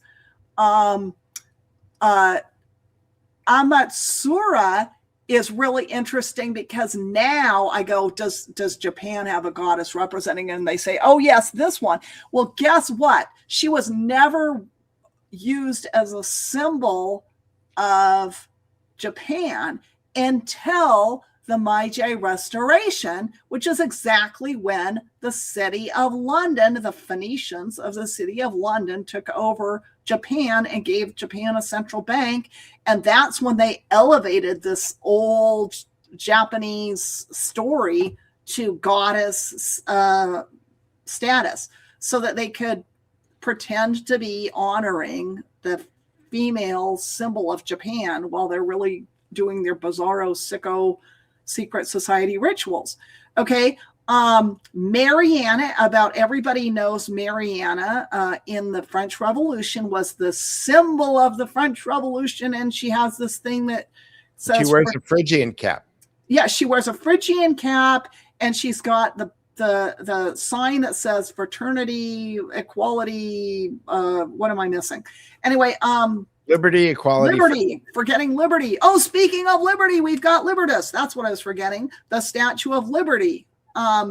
Who looks just like Attis. Looks just like Attis. Just looks just like Attis. All right.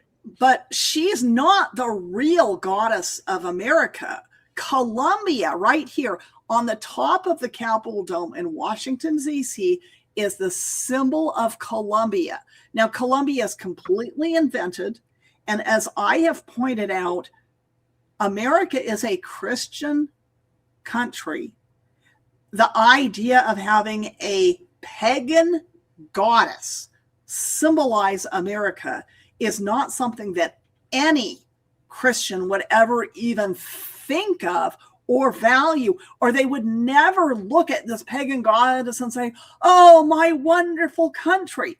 Yet the pagan Phoenicians who run the United States of America have her on the top of the Capitol because, and what's worse is their capital city is called the District of Columbia.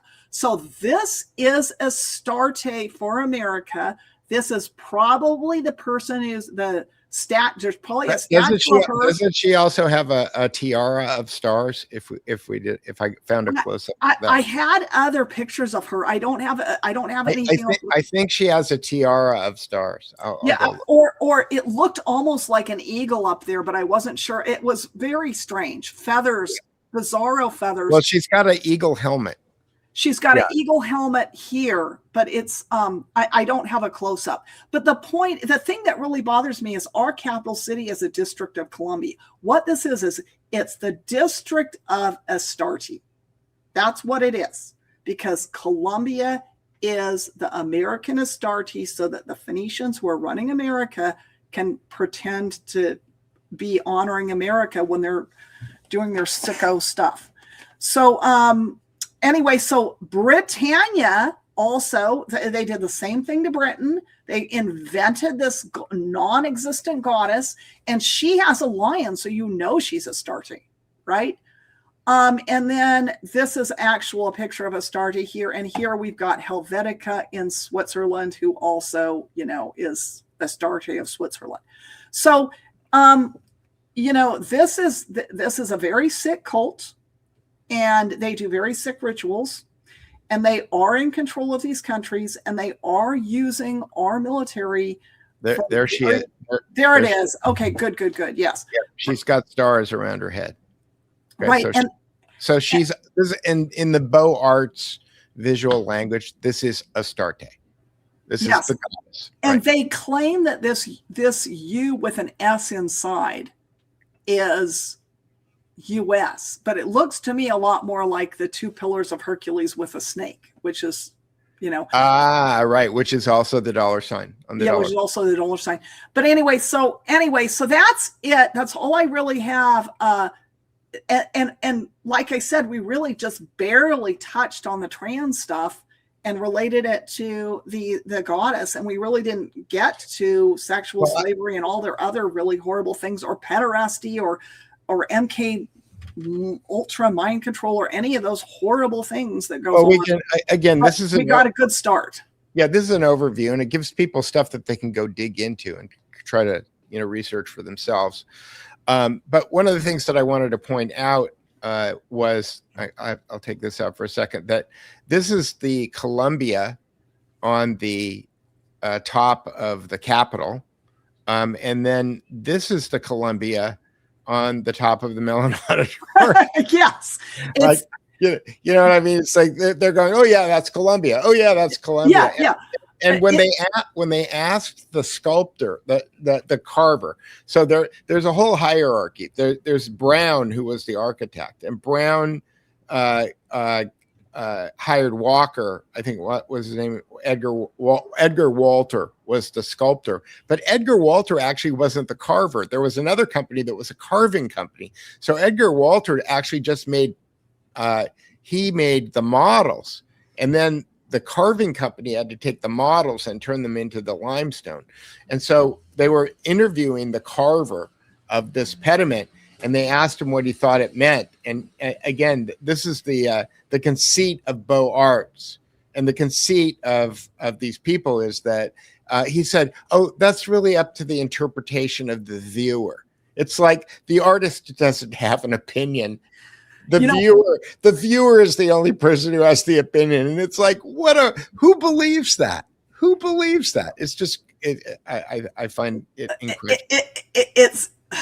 Okay, so we have to wrap up, but I do want to say that my general feeling is I know they've stolen all these symbols and I know they've given all these horrible meanings to them, but most of them, we're not going to ban rainbows just because they've abused the rainbow.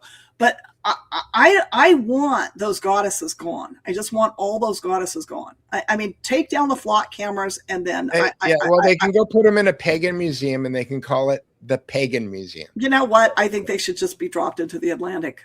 Yeah, but anyway, I'm with you. But you can keep a lot of the symbols. We can't throw away everything that they've ruined, but we can rehabilitate a lot, but we can't rehabilitate pagan goddesses. They've got to go. They've got to go. Washington, just Columbia's got to go. Maybe they need to rename my favorite river. So anyway, so favorite river, which? Well, I'm from the Northwest, so the Columbia, right? Okay. So, yes. I want it to be named something else. Anyway, so okay, so I will say I have a Substack now, and you're welcome to join my Substack. You can even give me money if you want, but mostly join because I'm getting organized. I wasn't organized for the last 6 months. I actually have a Substack page that makes sense now. I'm trying to get it so you can find things. It hasn't been worth looking at for about the last 6 months, but I'm working on it this summer. So anyway, go ahead. My Substack is it's Mrs. Heritage History, but it's the actual @ is North Idaho Local. So that's the only thing is go ahead and join. I think it would be great to have more followers. Sure, anyway, and to get the word out, if you want to share this, being able to share this stuff is very, very helpful. Okay. That is the website. I think that I'm done and I think ready to sign off was shooting for under 2 hours. We never seem to stay under 2 hours. Yeah, we got it. Look, we have a 3-minute intro, so we're at 2 hours and 5 minutes. So I think that we've done a really good job. Okay. Anyway, so here, yes, North Idaho Local. And I can work with you in order to try to figure out how to make you more findable to people. So you and I can work on that offline. But one of the things that I've been thinking a lot about, because I am trying to build the Duke Report, into a more valuable resource for people. And I don't really want to sell gold.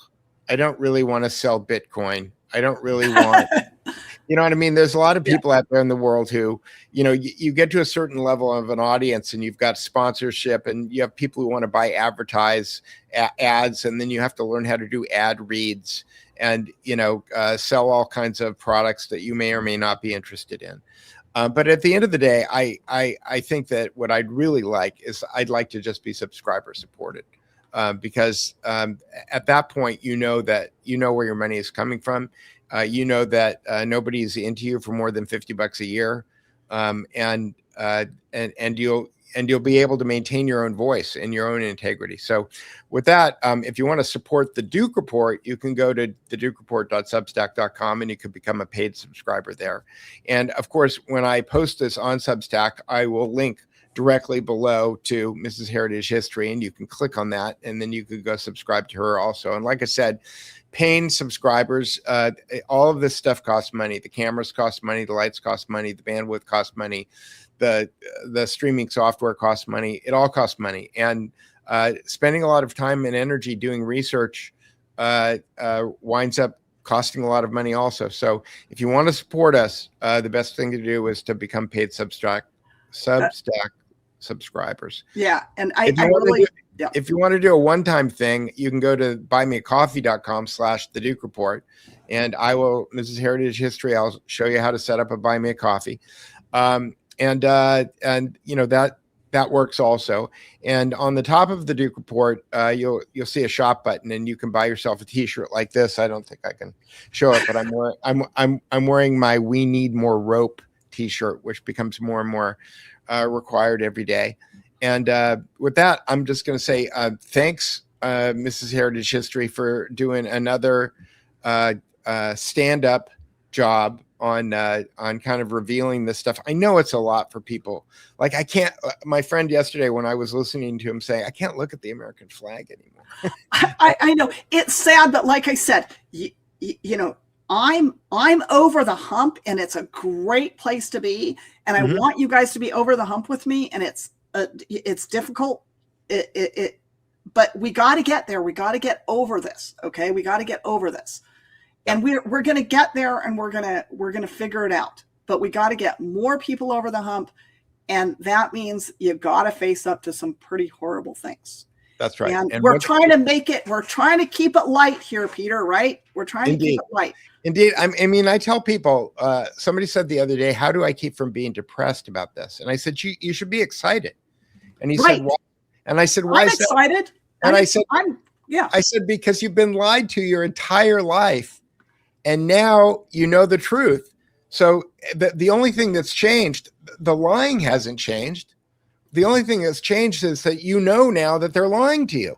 Well, and I'm optimistic. I'm not even like a doom and gloom person at all. Me too. I'm optimistic. So this is, it's, you know, so get over here. Get over here with us. Again, and this is the passion. The old belief system has to die in order to become resurrected and reborn as the new idea. Okay. And ultimately that's what Jesus was preaching. And so, like I said, nothing in the world has really changed if you learn to understand this stuff, except that you understand it now. It's being done. Now you know it's being done. Right. Once enough of us know what's being done, we'll be able to do something about it. But until you get to the point where you actually understand what's really happening, you're not going to be able to do anything about it, which is why voting harder is just dumb at this point. I mean, I think that the idea of democracy is a great idea. Guess what? We don't live in a democracy. we live in a play democracy where people are, you know, pretending that their vote counts, but it doesn't really, and it hasn't. And we just need to expose them, and we're exposing them. Okay, so take care. Have a great day, and we'll be back with stuff that isn't quite as nauseating as Pederasty next time, I think. All right, keep buggering on. Bye. Okay. No.